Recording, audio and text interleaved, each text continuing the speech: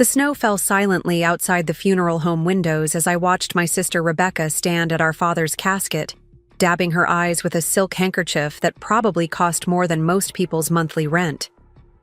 My name is Maya Collins, and this was the day my sister began her plan to take everything that should have been mine. Before we jump back in, tell us where you're tuning in from, and if this story touches you, make sure you're subscribed, because tomorrow, I've saved something extra special for you. Thomas would have wanted Collins properties in capable hands, Rebecca announced to our small gathering of family and close friends, her voice carrying that practiced tone of authority she'd perfected over years of charity galas and board meetings. As the one who stayed by his side in the business all these years, I'll ensure our family's legacy remains intact. I gripped the edge of my seat, knuckles turning white. Just yesterday, we'd laid our father to rest, and already she was making her move. Mom sat beside me, her grief-stricken face buried in tissues as she nodded along to everything Rebecca said. "Maya, dear," Rebecca's saccharine voice cut through my thoughts as she turned to face me directly. "You understand, don't you? With your unconventional choices, this is really for the best." She gestured vaguely in my direction. "All that time in Cambodia when Dad needed you here." The gathered mourners turned to look at me, and I felt their stares burning into my skin. I knew exactly what they were thinking. The rumors Rebecca had carefully cultivated during my 2-year absence. The irresponsible younger daughter who abandoned her family responsibilities to find herself overseas. What they didn't know was that I'd been establishing education programs for children in rural villages, working 18-hour days while video conferencing with Dad whenever possible. "I understand perfectly," I replied, keeping my voice steady despite the rage building inside me. "You've always had everything figured out, haven't you, Rebecca?" She smiled that picture-perfect smile that had graced the covers of Chicago Business Monthly 3 times in the past year. "I'm so glad you see it my way. Mom's already signed over power of attorney to me. It's all very official." My head snapped toward Mom. "Is this true?" Mom finally looked up, her eyes red and puffy. "Becca knows what she's doing, honey. She's been working with your father for years. She knows all the investors, the partners. Dad would have wanted us to share everything equally," I interrupted, standing up. "That's why his will stated we would be co-executors." Rebecca's husband, Jason, stepped forward, placing a manicured hand on my shoulder. "Maya, sweetheart, maybe you should step outside and get some air. Grief can make us say such irrational things." I shrugged his hand off and walked toward the funeral home exit. As I pushed open the heavy wooden doors, I heard Rebecca's voice carry across the now silent room. "You're better off without the responsibility, little sister. Trust me." That night, I sat in my childhood bedroom at Pinecrest Manor, surrounded by boxes I'd already packed. The estate had been in our family for 3 generations, a sprawling Tudor-style home with 10 acres of gardens that my father had lovingly expanded and improved. Now Rebecca would control it all. A soft knock at my door made me look up. Mom stood there looking smaller than I'd ever seen her. "I'm sorry, Maya," she whispered. "But Becca, she knows what she's doing. She says she's got everything planned out. She's manipulating you, Mom. Can't you see that?"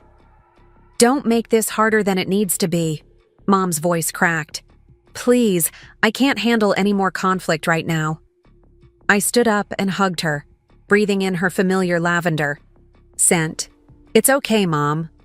I understand." And I did understand.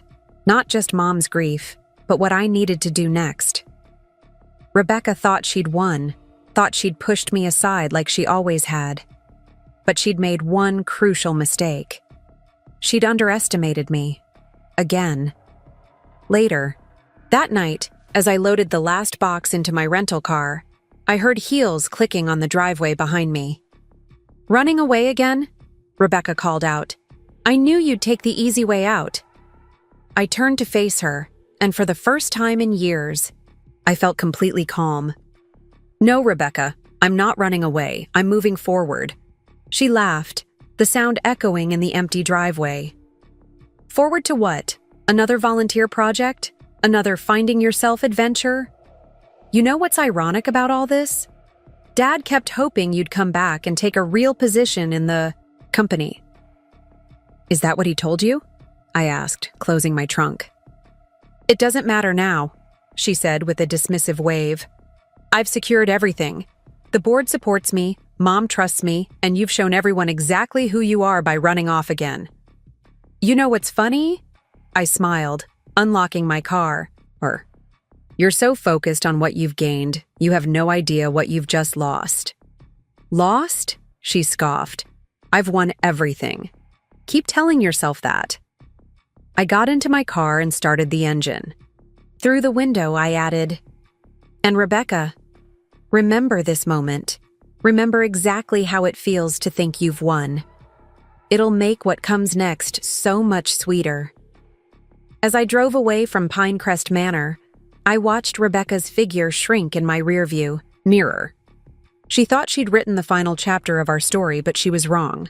This wasn't the end. It was just the beginning, and I was going to make sure she regretted every single moment of her victory. 4 months into my new life in Chicago, I found myself sitting across from Ethan in his downtown office, surrounded by financial reports and property assessments.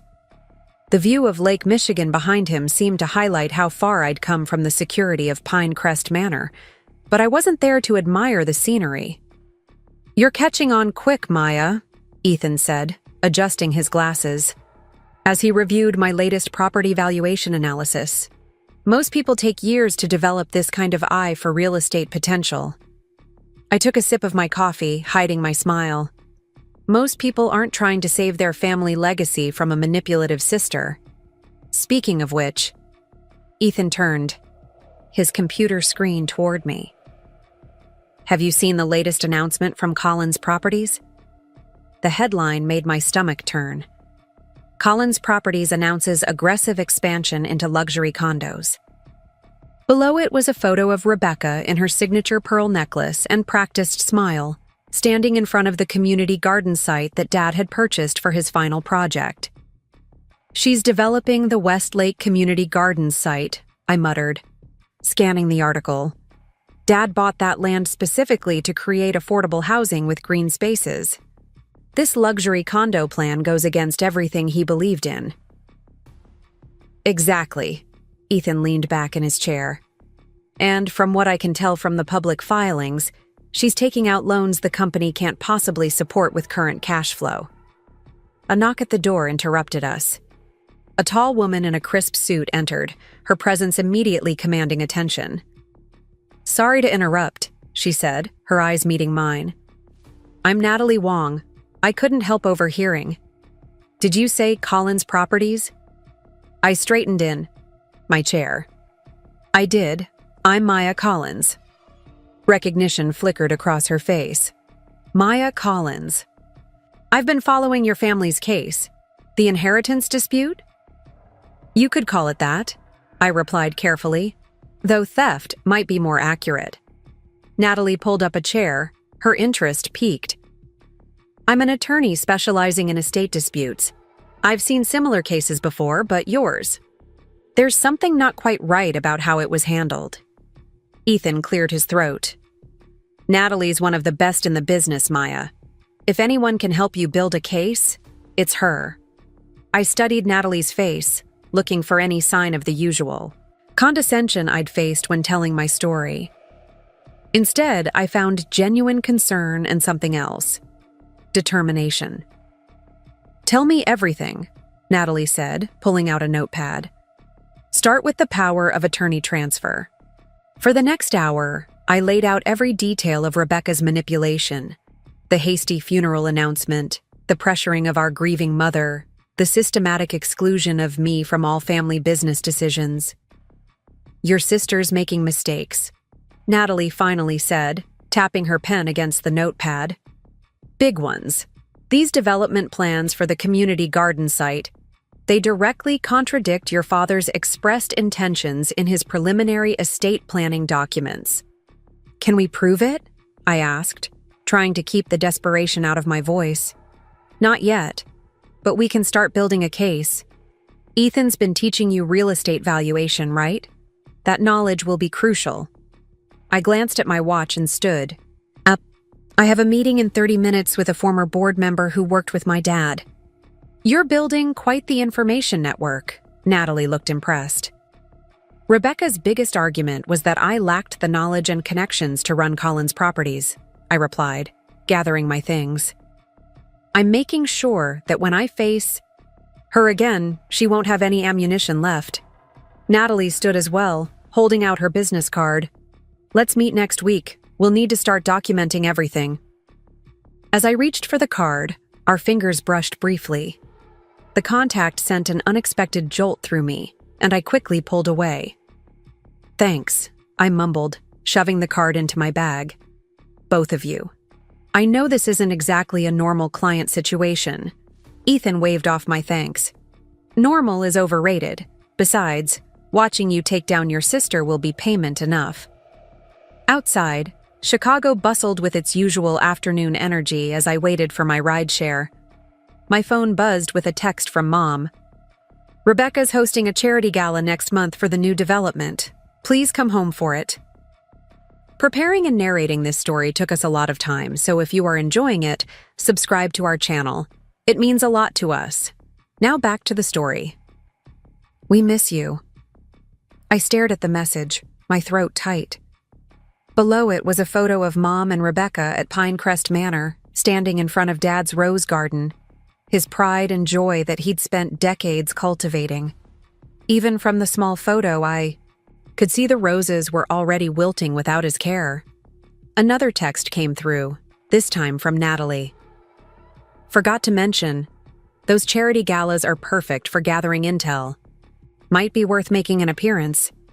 I smiled, typing back, already got my invitation. The rideshare pulled up, and as I settled into the back seat, I pulled out my tablet to review my notes from the meeting with Dad's former board member. Every piece of information I gathered, every relationship I rebuilt, was another step closer to taking back what was rightfully mine. Rebecca thought she'd won by forcing me to leave, but she'd actually given me exactly what I needed. The freedom to become someone she'd never see coming. The sister she'd dismissed as irresponsible was gone. In her place was someone much more dangerous, someone with nothing left to lose and everything to gain. What Rebecca didn't know, what nobody knew, was that I had received a letter 2 days before returning from Cambodia. A letter from my grandmother Eleanor, who had passed away just 3 months before Dad. A letter that had been held by her attorney, with instructions to deliver it to me directly upon my return to the States. A letter that would change everything. I hadn't opened it yet. Something told me to wait for the perfect moment. As the Chicago skyline passed by my window, I knew that moment was coming soon. Very soon. The coffee shop near my apartment had become my unofficial headquarters over the past weeks. I spread the property assessments across the table, careful to avoid the small puddle of spilled latte. Each document represented a piece of Collins Properties that Rebecca was systematically dismantling. She's sold off 3 of the smaller developments already, I told Ethan as he slid into the seat across from me. Properties that Dad specifically acquired for their long-term potential. Ethan frowned, scanning the paperwork. She's liquidating assets fast. The question is, where's the money going? These sales don't show up as capital investments anywhere in the company's quarterly filings. That's what I need to find out, I said, pulling out my grandmother's unopened letter from my bag. I'd been carrying it everywhere, waiting for the right moment. And I think this might help. Ethan eyed the envelope. What's that? A letter from my grandmother Eleanor.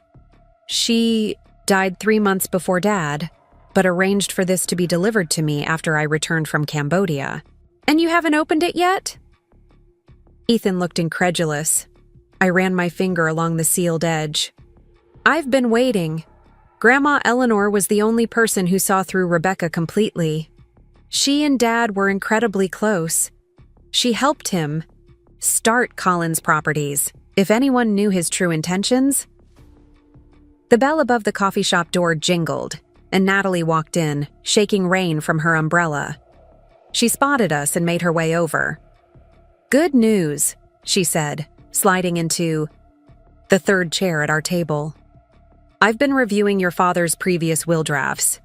There's something interesting in the language about the Westlake Community Gardens project." I straightened up. "What about it?"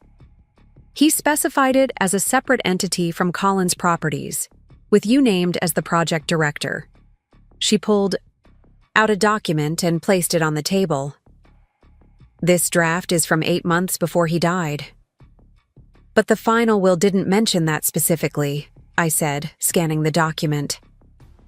"Exactly. The final will was much more general, leaving everything to be divided equally between you and Rebecca. But there's no specific mention of the Gardens project at all. It's as if someone deliberately removed that section." Ethan's eyes widened. "You think the will was altered?" "I'm saying it's suspicious," Natalie replied cautiously, "especially given what we know about Rebecca's sudden announcement of the luxury condo development on that exact property." My hands trembled slightly as I picked up my grandmother's letter. "I think it's time I read this." Natalie and Ethan exchanged glances as I carefully opened the envelope and unfolded the pages inside.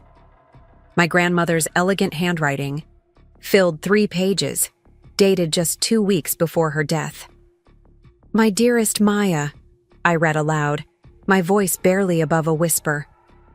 "If you're reading this, I'm gone, and I fear Thomas may be gone too. There are things you need to know, things I've observed that trouble me deeply." I paused, taking a deep breath before continuing.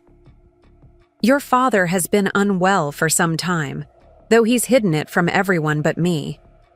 Rebecca has been taking advantage of his weakness, slowly positioning herself to take control.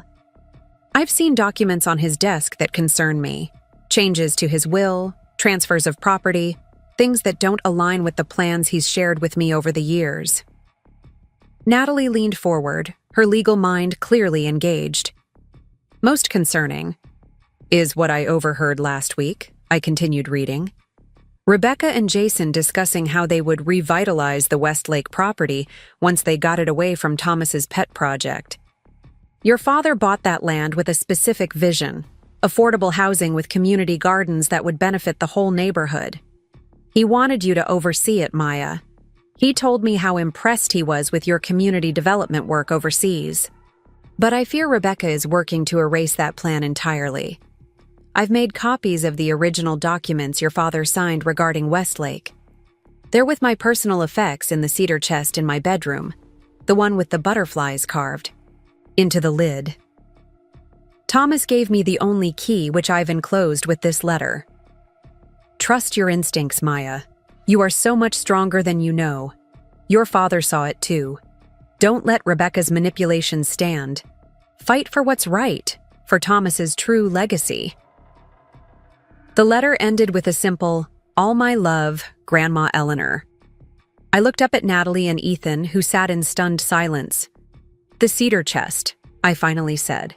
"It should still be at Pine Crest Manor, in Grandma's old room." "We need those documents," Natalie said firmly. "If your grandmother made copies of your father's original intentions for Westlake, that could be crucial evidence." "But how do I get in?" I asked. "Rebecca's made it clear I'm not welcome at Pinecrest anymore." Ethan smiled slowly. "You said your mother texted about a charity gala, right? Sounds like the perfect opportunity to visit your grandmother's room while everyone's distracted." I nodded, a plan already forming in my mind. "The gala's next. Saturday. Rebecca always invites her entire social circle. There could be 100 people or more." "Perfect cover," Natalie agreed. "And I should come with you." "As what?" I asked. "Rebecca knows you're an estate attorney." "As my +1, Ethan suggested. I still get invited to these events as a financial advisor. No one will question if I bring a date. I felt a twinge of something unexpected at the thought of Ethan and Natalie attending together, but pushed it aside. This wasn't about personal feelings. It was about justice. "There's one more thing we need," I said, pulling out my phone and dialing a number. Someone on the inside. The call connected after 2 rings. "Hello? Zoe? It's Maya Collins. I think it's time we had that talk you mentioned." Zoe Miller had been Rebecca's assistant for 3 years. She'd reached out to me a month ago with concerns about some of Rebecca's business practices, but had been too afraid to say more. Now I needed her help. As Ethan and Natalie listened, I arranged to meet Zoe that evening at a small restaurant far from any of Rebecca's usual haunts. When I hung up, Natalie raised an eyebrow. "Rebecca's assistant? Can we trust her?" "We're about to find out," I replied, gathering my papers. But Zoe was hired by my father originally. She's been uncomfortable with Rebecca's leadership for months. If anyone knows where the bodies are buried, it's her. That evening, as I walked into the dimly lit restaurant, I spotted Zoe immediately, hunched in a corner booth, nervously scanning the room. She relaxed slightly when she saw me. "Thank you for meeting me," I said, sliding into the seat across from her. Zoe glanced around once more before leaning forward. "I could lose my job for this. I know, and I appreciate the risk you're taking. But I think you contacted me because you know something's wrong." She nodded slowly. "It started small. Rebecca rerouting funds from one project to another without proper documentation. I thought it was just expedience. But then what?" I prompted gently. "The Westlake property. Your father was so excited about that project. He had architectural plans drawn up for affordable housing units built around community gardens. He talked about it constantly in his last months." She pulled out her phone, swiping through to find something. "I kept a copy of this." She showed me a photo of my father, smiling broadly, standing in front of the Westlake property with a set of architectural plans in his hands. The plans clearly showed garden spaces integrated with modest housing units. "Rebecca announced the luxury condo development the week after his funeral," Zoe continued. "She told the board your father had changed his mind about the Westlake project before he died, but I never saw any evidence of that. And then—" She hesitated, lowering her voice even further. "And then?" I urged. "I found her shredding documents from your father's private files. When I asked about it, she said she was cleaning up outdated paperwork. But one of the pages that fell out had your name on it, with the word Westlake underlined." My heart raced. This confirmed everything in my grandmother's letter. "There's more," Zoe said, her voice barely audible now. "The charity gala next weekend? It's supposed to be raising funds for the development's green initiatives. But I've seen the budgets. There are no green initiatives in the plans. The money's being diverted to a separate account that Jason controls." "Do you have proof of this?" I asked, trying to keep my voice steady. Zoe nodded, pulling a small USB drive from her purse. "Everything I could copy without being noticed. Account numbers, altered documents, emails. It's all here." As I reached for the drive, she grabbed my wrist. "Be careful, Maya. Rebecca's desperate. The company's in trouble. She's leveraged everything on these new luxury developments. And the market's not responding the way she promised the board it would. If this all collapses, it will destroy Colin's properties," I finished for her. "And she'll blame you," Zoe warned. "She's already telling people you're trying to sabotage the company out of spite." I slipped the USB drive into my pocket. "Thank you, Zoe. I won't forget this." As I left the restaurant, I called Natalie. "We need to move faster," I said without preamble. "Rebecca's put the entire company at risk, and she's using the charity gala to raise funds under false pretenses. That's fraud, Natalie replied sharply. We need to get those documents from your grandmother's chest before Rebecca realizes what we're doing. I looked up at the night sky, stars obscured by Chicago's lights. The gala's in 5 days. We'll be ready. I didn't add what I was really thinking. That in 5 days, Rebecca would finally discover what it felt like to lose everything, just as she'd done to me. But unlike her, I would be taking back what was rightfully mine, not stealing, what belonged to someone else. And maybe, just maybe, I would be saving our father's true legacy in the process. The night of the charity gala arrived with a storm that seemed fitting for what I was about to do. Pinecrest Manor glowed with golden light. Dozens of luxury cars lined the circular driveway, and servers in crisp uniforms circulated with champagne flutes among Chicago's elite. I sat in my rental car down the street, watching the arriving guests through sheets of rain. My phone buzzed with a text from Ethan. In position by the east entrance. Natalie's already inside. Security's focused on the main hall. I took a deep breath, checked my appearance one last time in the rearview mirror, and stepped out into the rain. The black cocktail dress I'd chosen was elegant but understated, meant to help me blend in rather than stand out. My goal wasn't to make a scene, at least not yet. I slipped in through a side entrance, nodding confidently to a security guard who barely glanced my way. The mansion was filled with familiar faces, board members, business associates, family friends, all gathered to support Rebecca's vision for the Westlake property. Large displays around the ballroom showed renderings of sleek glass and steel luxury condominiums with token patches of greenery. Nothing like the community-centered development my father had planned. Maya? A surprised voice made me turn around. Mom stood there, looking elegant but frail in a navy blue dress. You came. I hugged her, genuinely happy to see her despite everything. Of course I came, Mom. Rebecca didn't tell me you'd accepted the invitation. Her eyes searched my face. Are you two? Have you patched things up? Not exactly, I admitted. But I wanted to see what she's doing with Dad's projects. Mom's gaze drifted to the displays. It's impressive, isn't it?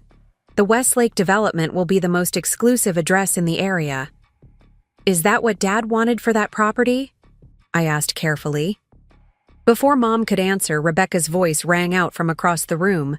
Everyone, I'd like to welcome you to the Collins Legacy Gala. All heads turned toward the grand staircase where Rebecca stood, resplendent in a designer gown, Jason at her side. She raised her champagne glass. As many of you know, Collins Properties has entered an exciting new chapter. Tonight, we celebrate not just our upcoming Westlake luxury residences, but the charitable foundation we're establishing alongside it. 10% of all proceeds from tonight will go toward creating green spaces throughout our developments. Applause filled the room. I noticed Natalie on the far side, standing with Ethan, both of them watching Rebecca with carefully neutral expressions. Now, Rebecca continued, please enjoy the evening. The silent auction for naming rights to various aspects of the development is open in the East Wing. And remember, your generosity tonight helps ensure a greener tomorrow. As the crowd dispersed, I made my way toward the grand staircase. Rebecca's smile faltered when she spotted me. Maya, she said, quickly recovering. What a surprise. I wouldn't miss it, I replied with a smile that matched her insincerity. Dad would have loved seeing his Westlake property finally developed.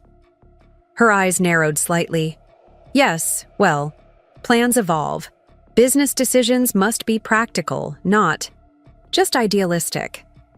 Is that what happened to Dad's community garden concept? It evolved into luxury condos? Jason stepped forward, placing his arm around Rebecca's waist. Maya, always good to see you. Perhaps this isn't the place for business discussions. On the contrary, I countered, I think a charity gala specifically about the Westlake development is exactly the place.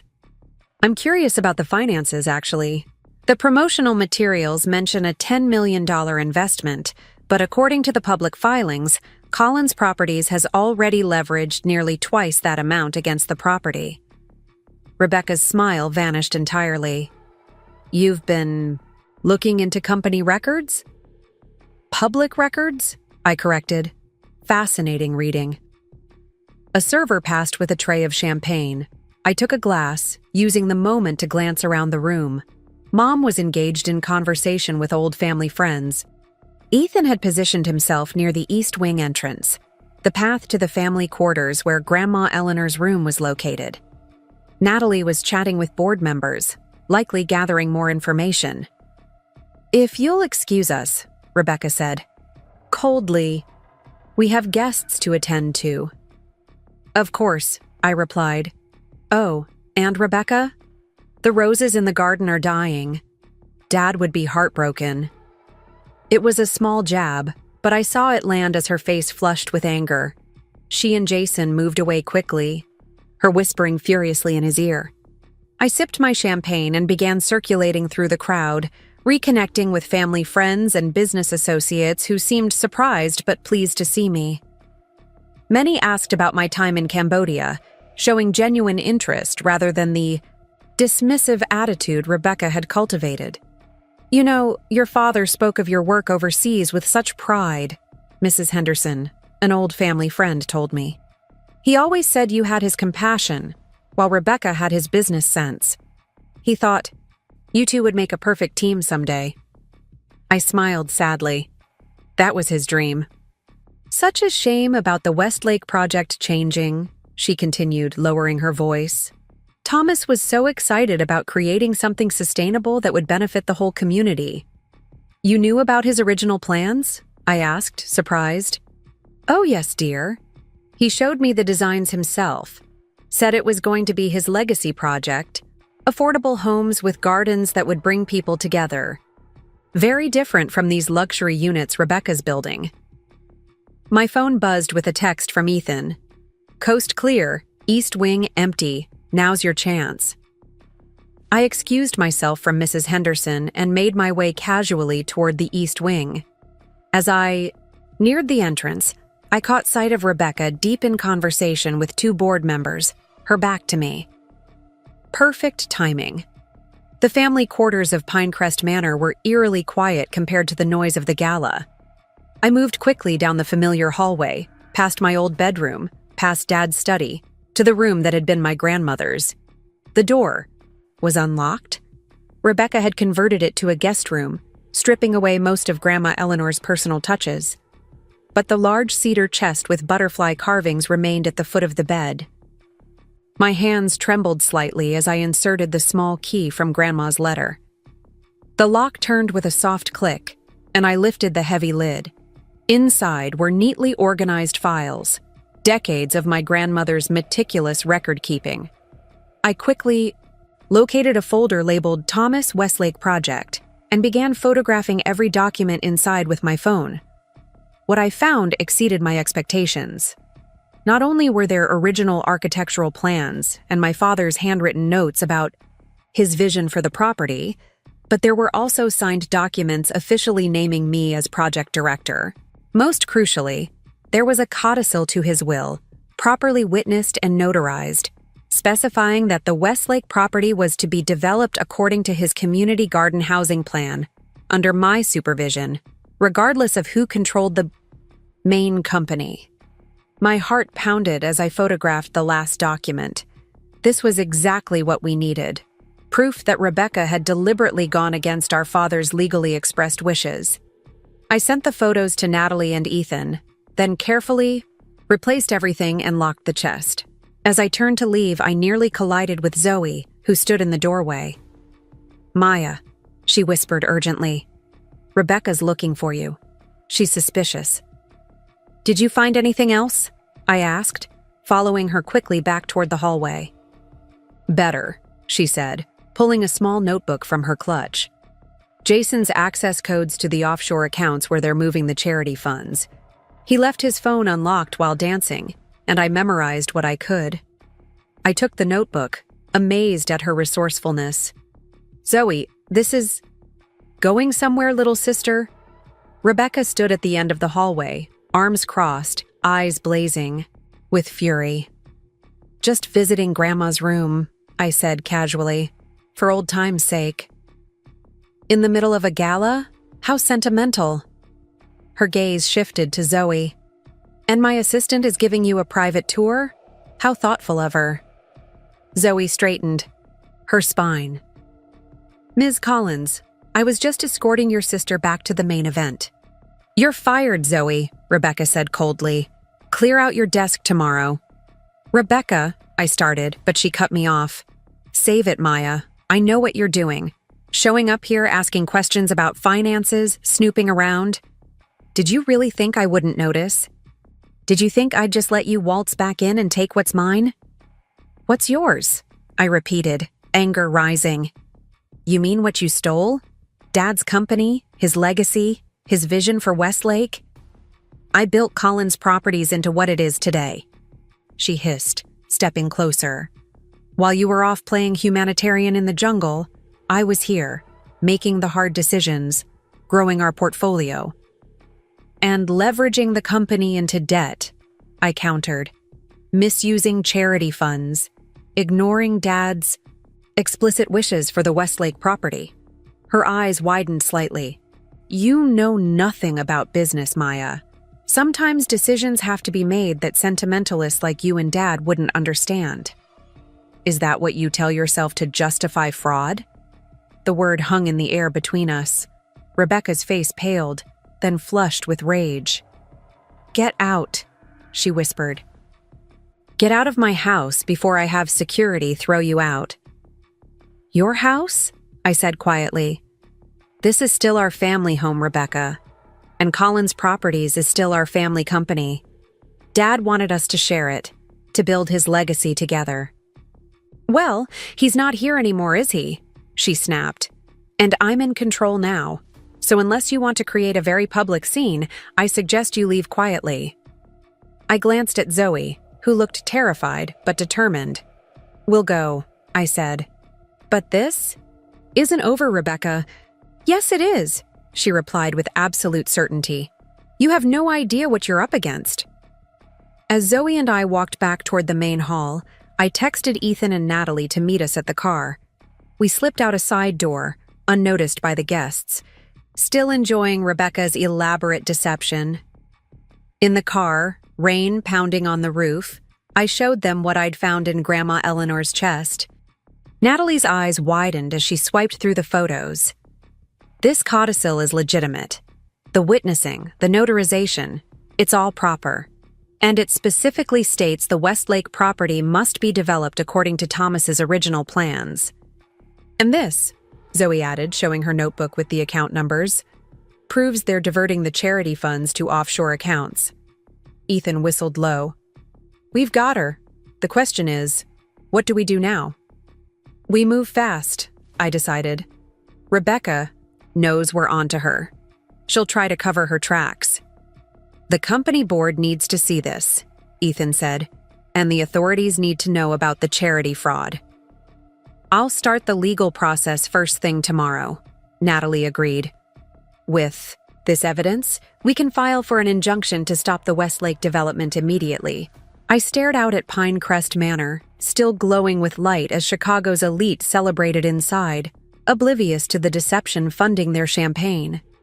She thinks she's won, I said quietly. She has no idea what's coming. The next morning, I woke to frantic banging on my apartment door. I opened it to find Zoe, breathless and panicked.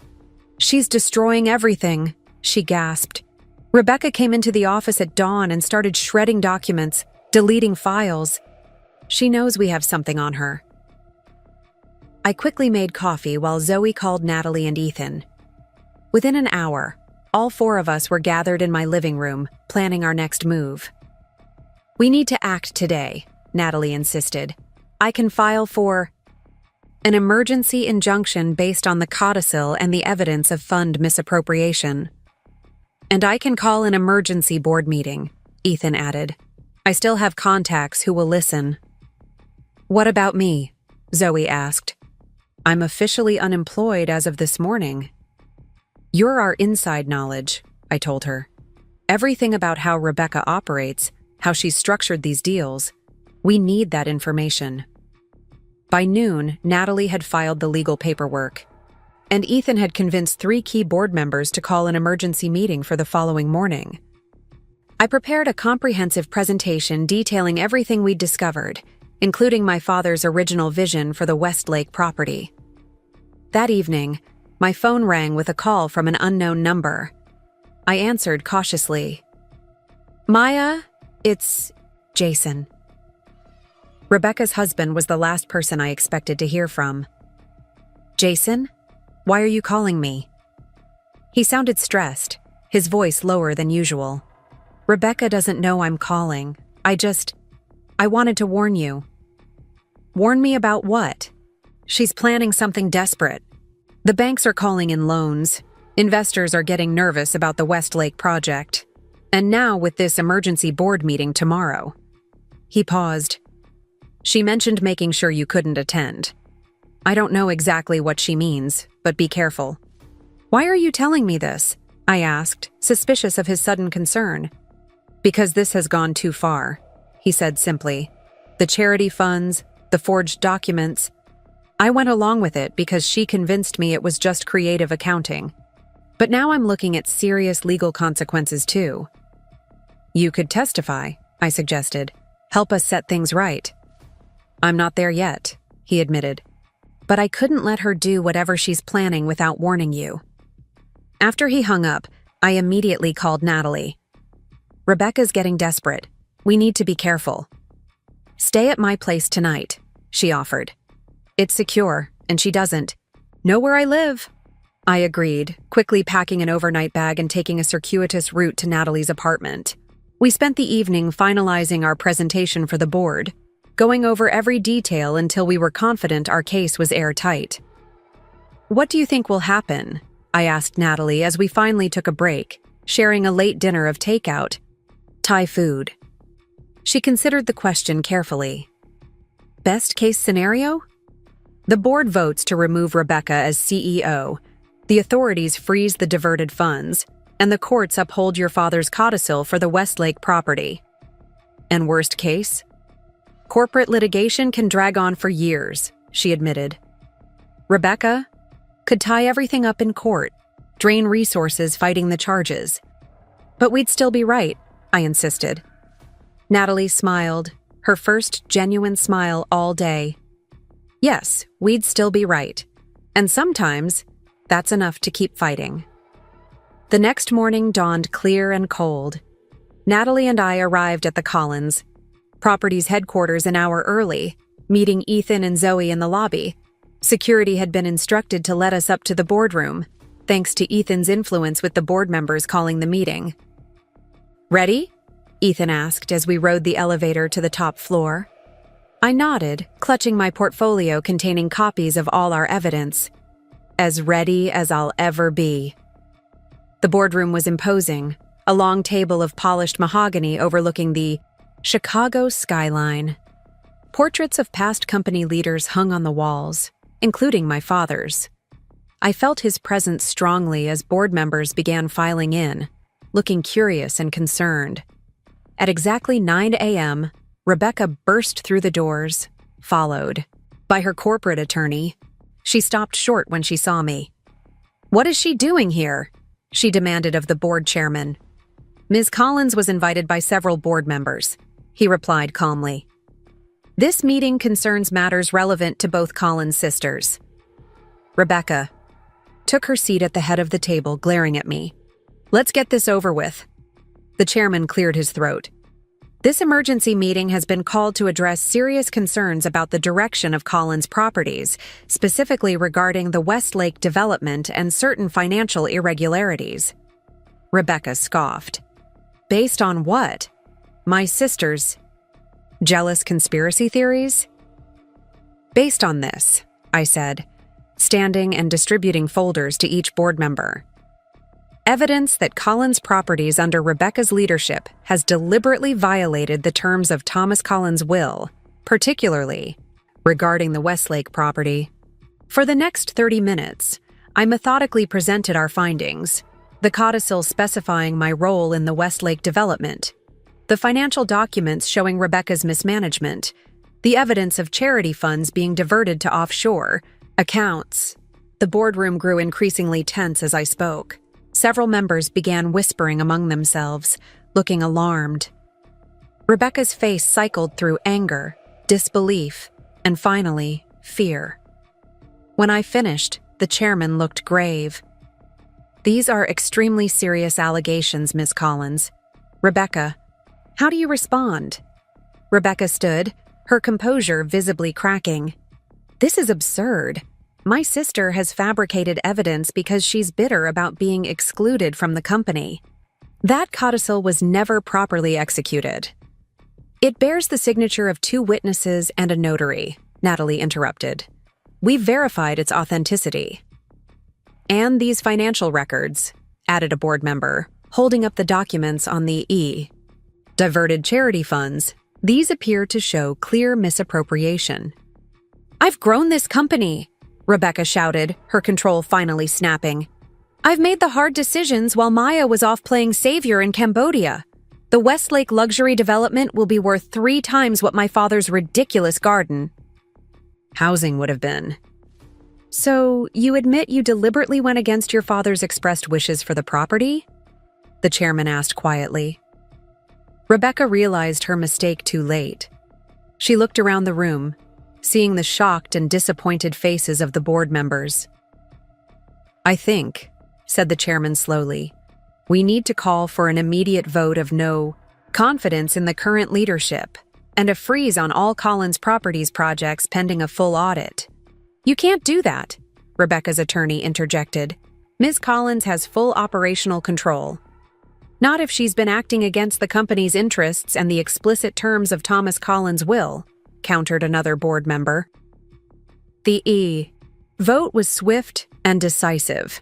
11-1 in favor of removing Rebecca as CEO and installing an interim leadership committee until the legal matters could be resolved. The board also voted unanimously to halt the Westlake luxury development immediately. As the meeting adjourned, Rebecca sat motionless, staring at the table.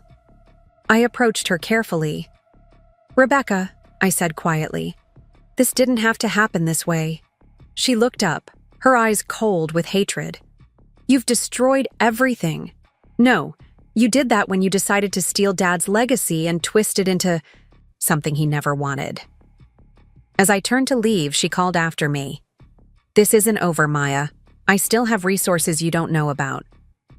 "Maybe," I acknowledged. "But now everyone knows the truth, and that's what matters most." Outside, the boardroom, Natalie, Ethan, and Zoe waited anxiously. "Well?" Ethan asked. "Rebecca's out," I said simply. "The board voted for interim leadership pending a full investigation." Zoe looked relieved. "And the Westlake project?" "Halted for now, until we can implement Dad's original vision." Natalie squeezed my hand. "This is just the beginning, Maya. There will be legal battles ahead." "I know," I replied. "But for the first time since Dad died, I feel like we're on the right path." As we left the Collins Properties building, my phone rang. It was Mom. "Maya?" Her voice sounded small and confused. "What's happening?" "Rebecca just called me, crying." "Something about the board removing her?" "Mom," I said gently, "there's a lot I need to explain to you." "Can we meet for lunch?" "Yes," she replied after a pause. "I think it's time I heard the whole story." The weeks following the board meeting were a whirlwind of legal proceedings, financial audits, and media coverage. Rebecca didn't go quietly. She filed countersuit after countersuit, claiming I had manipulated the board with false information. But each new financial audit only revealed more mismanagement and questionable decisions under her leadership. I split my time between working with the interim leadership committee and meeting with the architects who had designed my father's original vision for the Westlake property. The community garden housing concept was still viable. Even more so, In the current market where sustainable living was increasingly valued, one rainy afternoon, I sat in Dad's old office at Collins Properties, now temporarily mine, reviewing the latest financial reports with Ethan. The door opened and Mom walked in hesitantly. "Am I interrupting?" she asked. "Not at all," I said, surprised but pleased to see her. Mom had been keeping her distance since learning the full extent of Rebecca's deception. The revelation that her eldest daughter had deliberately gone against Thomas's wishes and misappropriated funds had shaken her deeply. "I went to see her today," Mom said, sitting down across from me. "Rebecca, I mean. At her condo." Ethan discreetly excused himself, leaving us alone. "How is she?" I asked, genuinely curious. I hadn't spoken to Rebecca since the board meeting. "Not good," Mom admitted. "Jason's left her. Apparently, he's cooperating with the investigators to reduce his own liability. And the bank is foreclosing on their condo because of some personal loans they can't repay." I felt a complicated mix of emotions. Satisfaction that justice was being served, but also a tinge of sympathy for my sister's total downfall. "She's still angry," Mom continued. "Still blaming you for everything. But I told her." She paused, taking a deep breath. "I told her that it was time to accept responsibility for her own actions." "You did?" I couldn't hide my surprise. Mom had always favored Rebecca, always made excuses for her behavior. "Your grandmother's letter opened my eyes," Mom said quietly. "And then finding out about the charity funds." She shook her head. "That wasn't how Thomas and I raised her." I reached across the desk and took her hand. "I never wanted it to come to this, Mom. I just wanted what Dad intended, for us to share the legacy, to build something meaningful together." "I know that now," she said, squeezing my hand. "I should have seen it sooner. I was just so lost after your father died. Rebecca seemed so confident, so sure of everything." "She's always been good at appearing confident," I acknowledged. Mom nodded, then straightened her shoulders.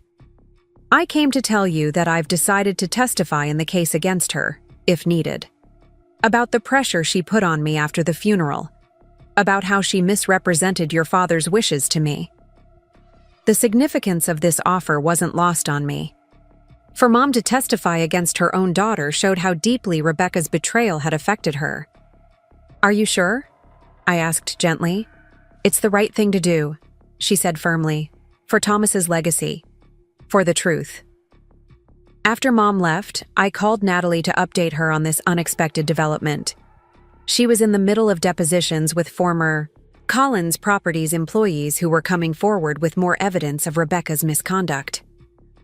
"Your mother's testimony would be significant," Natalie confirmed. "It would establish a pattern of deception from the very beginning. It just feels so—" I searched for the right word. "Final?" Natalie suggested. "Yes. Like the last nail in the coffin of any relationship with my sister." "Maya," Natalie said gently. "That relationship was damaged by Rebecca's actions, not yours. You're just bringing the truth to light." Later that evening, as I was leaving the office, I received a text from an unknown number. "Parking garage, level 3. Now. Important information about Rebecca." I hesitated, suspicious of the anonymous message. But my curiosity won out. I took the elevator down to the parking garage, making sure Natalie knew where I was going, just in case. Level 3 was dimly lit and nearly empty. I walked cautiously between the rows of parked cars, alert for any movement. A figure stepped out from behind a concrete pillar, and I tensed, ready to run, until I recognized Jason, Rebecca's husband. "Thanks for coming," he said, looking nervously over his shoulder. "What's this about, Jason?" He ran a hand through his disheveled hair. "Rebecca's desperate. She's liquidating everything she can, moving money around. I think she's planning to flee the country." "What?" I was stunned. "But all her accounts are being monitored." "Not all of them," he said grimly. There's one more offshore account I didn't know about until yesterday. She's been moving small amounts into it for years, building a nest egg, over $2 million. My mind raced. We need to alert the authorities. There's more, Jason continued. She's not just running away. She wants revenge first. I heard her on the phone, making arrangements to have someone take care of the Westlake property. What does that mean? I think she's going to try to destroy it, he said. Make sure that if she can't have it, no one can, especially not you. Why are you telling me this? I asked, still suspicious of his motives. Jason looked away. Because I was wrong. I got caught up in Rebecca's world, the status, the money, the power.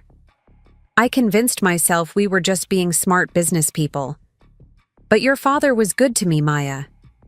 He gave me my start. And what Rebecca's planning now? It's criminal. When? I demanded. When is she planning this? Tonight? He said. That's all I know. I immediately called Natalie, who contacted the authorities. Within an hour, police were dispatched to secure the Westlake property and search for Rebecca. But she was nowhere to be found. For 3 tense days, we waited. The police monitored the property, and financial authorities worked to locate and freeze Rebecca's hidden offshore account. Jason provided what information he could, but it was clear he'd been kept in the dark about many of Rebecca's dealings. On the 4th day, I received a call from the police. Rebecca had been apprehended trying to board a private flight to the Cayman Islands with fake identification and nearly $100,000 in cash. In her possession were also documents detailing plans to have the Westlake property contaminated with industrial chemicals that would have rendered it unusable for years. A final act of vengeance against me and our father's legacy. The newspaper headlines were brutal. Collins heiress arrested in flight attempt. Property mogul planned environmental sabotage. The story of Rebecca's fall from grace became a cautionary tale in Chicago's business circles. The criminal case moved swiftly, bolstered by the mountain of evidence against her. Rebecca, once the darling of Chicago's business community, now faced multiple felony charges: fraud, embezzlement, conspiracy, attempted environmental crimes. The prosecutor offered a plea deal to limit her prison time, but Rebecca, still defiant, refused. The day of the preliminary hearing arrived, gray and cold. The courthouse steps were crowded with reporters as I made my way inside with Natalie, Ethan, Mom, and Zoe, all called as witnesses. The courtroom fell silent as Rebecca was led in, wearing a prison jumpsuit instead of her usual designer clothes. She looked smaller somehow, diminished. Her eyes met mine briefly before darting away. The judge called the court to order and the prosecutor began outlining the case against Rebecca, a methodical account of her systematic dismantling of our father's legacy for personal gain. When it was my turn to testify, I approached the witness stand with a heavy heart. As I swore to tell the truth, I looked directly at Rebecca, searching for any sign of the sister I'd once known, the little girl who had taught me to ride a bike, who had defended me against bullies in elementary school, before ambition and jealousy had twisted her. Ms. Collins, the prosecutor began, please describe the events following your father's death. For the next hour, I detailed everything: the manipulation at the funeral, the forged documents, the discovery of the codicil in Grandma Eleanor's chest, the misappropriated charity funds, and finally, the planned sabotage of the Westlake property. Throughout my testimony, Rebecca sat motionless, her face a mask of indifference. But when I mentioned our father's original vision for Westlake, the community gardens, the affordable housing, the gathering spaces for neighbors, I saw her facade crack slightly. Something like regret flickered across her features before the mask slipped back into place. When it was Rebecca's turn to speak, she surprised everyone by changing her plea to guilty on all charges. I have nothing to say in my defense, she told the judge, her voice hollow. Everything my sister testified to is true. The judge accepted her plea and scheduled sentencing for the following month. As Rebecca was led away, she paused near me. "You won," she said quietly. "Congratulations." "This isn't about winning, Rebecca," I replied.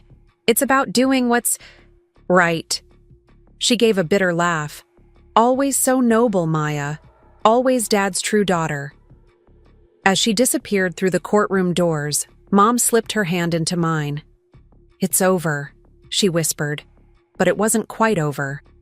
There was still the matter of rebuilding what Rebecca had nearly destroyed.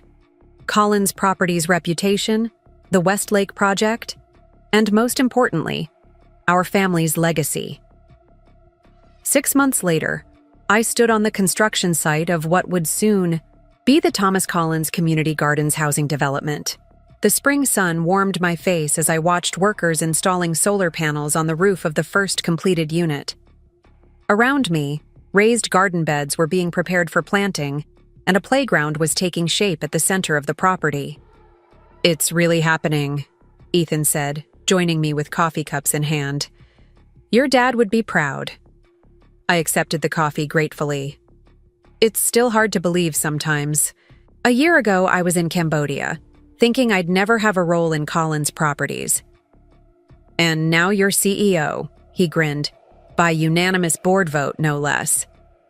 The transformation of Collins Properties had been as challenging as it was rewarding. After Rebecca's sentencing, 8 years in prison with the possibility of parole after 5, the company had faced a crisis of confidence. Investors were nervous, projects were stalled, and the media coverage had been relentless. But slowly, methodically, we'd rebuilt trust. The interim leadership committee had done excellent work stabilizing the company's finances, and my appointment as permanent CEO had signaled a return to Thomas Collins' original values of ethical development and community investment. "Ms. Collins?" A young woman approached with a tablet. "The community center design team is ready for your input on the final plans." "Thanks, Mia. I'll be right there." The community center would be the heart of the development, a place for classes, meetings, and events that would bring residents together. We'd named it after Grandma Eleanor, whose letter had changed everything. As the young woman walked away, Natalie arrived, looking professional in a tailored suit. She'd recently opened her own legal practice specializing in ethical corporate governance, with Collins Properties as her first major client. "Sorry I'm late," she said, giving me a quick kiss. Our relationship had blossomed amid the chaos of the past months, unexpected, but welcome. "The meeting with the neighborhood association ran long. Good news?" I asked. "They're fully on board with the expansion into the adjacent property," she confirmed. "They love that we're prioritizing green spaces and affordable units." The adjacent property had been a surprise acquisition, one of Rebecca's luxury condo projects that had fallen through when her financial house of cards collapsed. We'd purchased it at auction and incorporated it into the community gardens concept, expanding the original vision. Zoe joined us, clipboard in hand. As my new executive assistant, she'd been instrumental in reorganizing the company's operations. The school district representatives just arrived for the tour. They're excited about the potential partnership for the educational garden program. We made our way toward the site office, passing construction workers and landscapers bringing the development to life. Mom was there talking with the head gardener about heritage vegetable varieties that would thrive in the community plots. After Rebecca's arrest, Mom had thrown herself into the Westlake project, finding purpose in helping to realize Dad's vision. She'd moved out of Pinecrest Manor, too many painful memories, and into a comfortable condo nearby that I'd helped her purchase. "Maya," she called, waving me over. "Charles has the most wonderful idea for teaching children about sustainable agriculture using these raised beds." I smiled, seeing the animation in her face that had been missing since Dad's death. "That sounds perfect for the school program we're developing."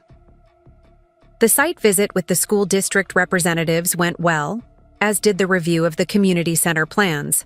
By late afternoon, I found myself alone at the highest point of the property, Looking out over what would soon be a thriving community, my phone buzzed with a text from Diane, Rebecca's court-appointed therapist. "She read your letter.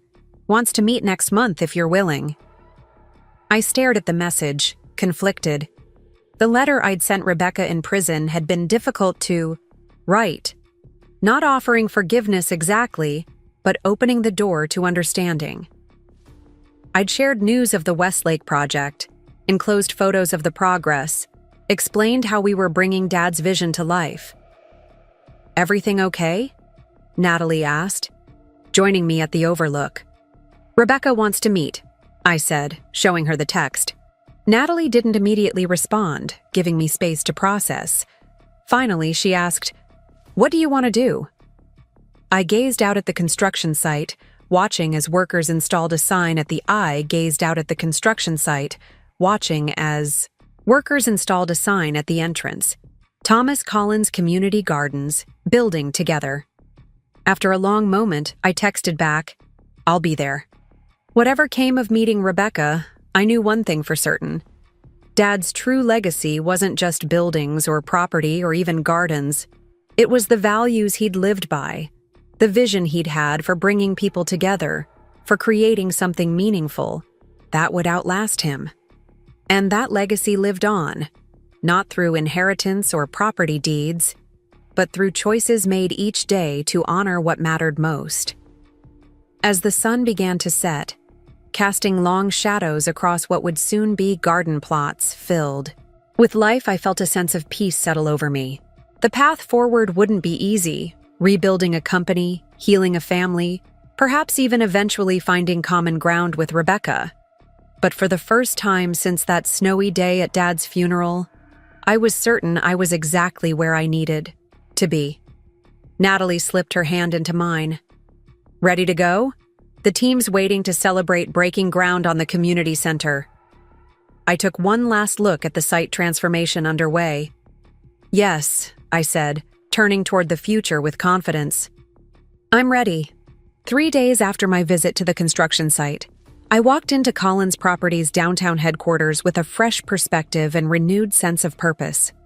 The offices buzzed with energy as employees greeted me with genuine smiles, a stark contrast to the tension that had permeated the company under Rebecca's leadership.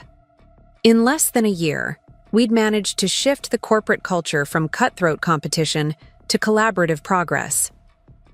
"Good morning, Ms. Collins," called Maria, the receptionist who'd worked for Dad for 15 years and had nearly been fired by Rebecca for questioning financial discrepancies.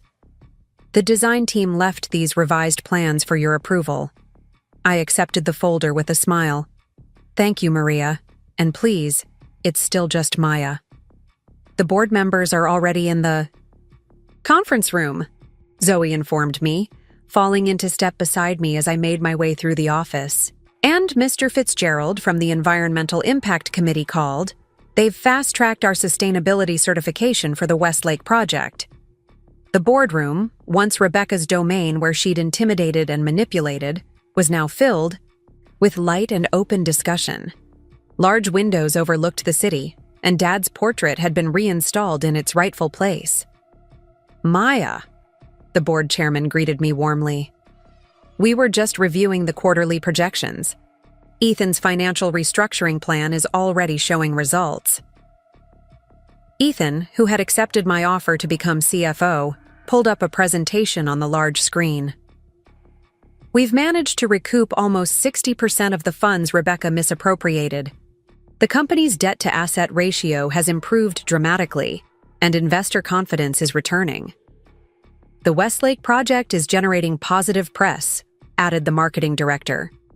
"Applications for the first phase of housing units are already oversubscribed, and 3 other developers have approached us about consulting on similar community-centered projects."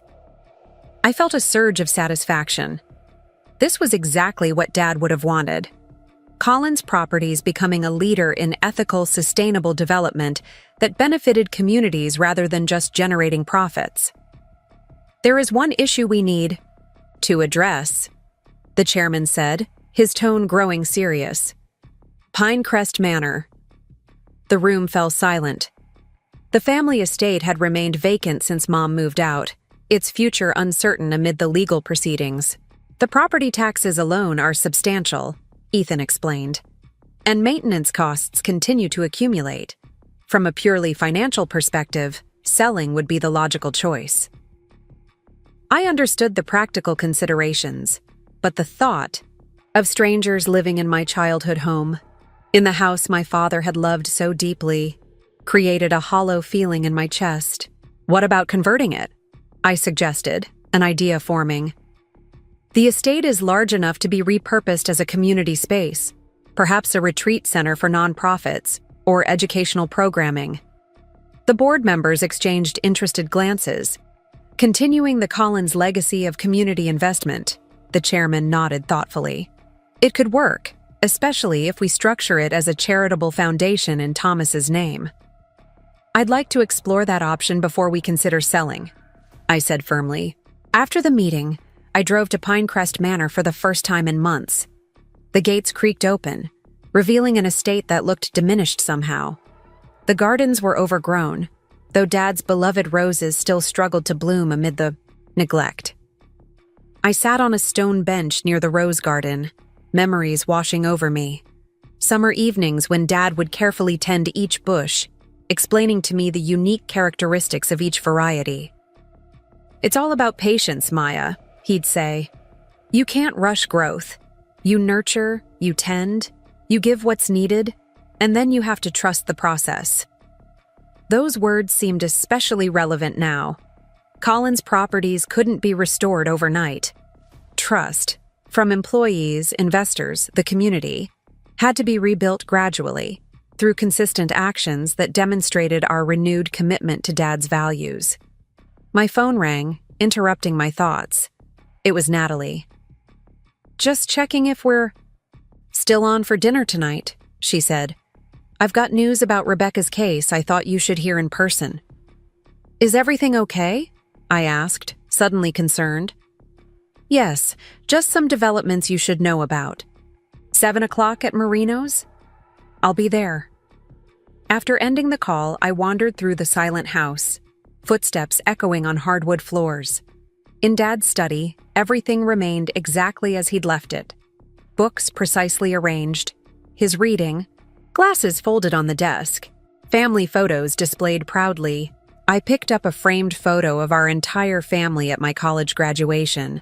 Mom and Dad beaming proudly, Rebecca standing slightly apart, her smile not quite reaching her eyes. Had the seeds of her resentment been growing even then? When had my sister decided that having half of everything wasn't enough? A knock at the front door startled me. Opening it, I found Jason standing on the porch, looking uncomfortable. "Sorry to intrude," he said. "I saw your car in the driveway. I've been coming by to check on the place occasionally, making sure the pipes don't freeze, that sort of thing." "That's thoughtful of you," I replied, surprised. "It's the least I could do," he said, hands shoved in his pockets. "Listen, Maya, I know I'm probably the last person you want to see, but there's something I thought you should have." He pulled an envelope from his jacket. "I found this when I was clearing out my things from the condo. It was in a box of Rebecca's personal papers." I accepted the envelope cautiously. My name was written on it in Dad's handwriting. "I don't know what it says," Jason continued, "but it seemed important, and I thought, well, with everything that's happened, thank you," I said simply. After Jason left, I sat on the porch steps and carefully opened the envelope. Inside was a letter dated just weeks before Dad's death. "My dear Maya," it began. "If you're reading this, I'm gone, and things haven't gone as I'd hoped with the company succession. I've been watching Rebecca's behavior with growing concern. Her ambition has always been her strength, but lately, I've seen it becoming something darker, a willingness to compromise our family values for profit and personal gain. I've tried talking to her, but she dismisses my concerns as old-fashioned thinking. That's why I've put specific provisions in my will regarding the Westlake property and your role in its development. It's my hope that this project might bring you two together, combining her business acumen with your compassionate vision. But I fear she may try to circumvent my wishes. Your grandmother Eleanor shares my concerns. We've discussed it at length. Trust her guidance if things become difficult. Know this, Maya. Your time abroad hasn't been wasted, as Rebecca suggests. The experience you've gained, the perspective you've developed, these are precisely the qualities Collins Properties needs for its future. Sometimes standing apart gives us the clearest view of what matters most. I'm proud of you, of your courage, to follow your own path rather than the one others expected. That independence of spirit is your greatest strength. Whatever happens after I'm gone, remember that buildings rise and fall, fortunes come and go, but integrity, doing what's right, even when it's difficult, that's the true measure of success. That's the legacy I hope to leave you both. All my love, Dad. Tears streamed down my face as I read and reread the letter. Dad had known, had seen Rebecca's transformation happening before his eyes. He'd tried to protect his legacy, to protect me, even as his health failed. This letter wasn't just confirmation that I'd been right about Rebecca's manipulation. It was a final message from my father, an affirmation that the path I'd chosen, both before and after his death, was one he understood and valued. I carefully folded the letter and placed it back in the envelope. This was what Rebecca had tried to keep from me. Dad's explicit trust and faith in my vision for the company's future. That evening at Marino's, I showed the letter to Natalie. Over dinner. "This confirms everything," she said after reading it. "Thomas clearly intended for you to have a significant role in the company, especially the Westlake project." "It feels like a final piece falling into place," I agreed. "But it also makes me sad. Dad saw what was happening with Rebecca, tried to prevent it." "You can't blame yourself for not seeing it sooner," Natalie said gently. "Rebecca deliberately isolated you, created a narrative that pushed you to the margins."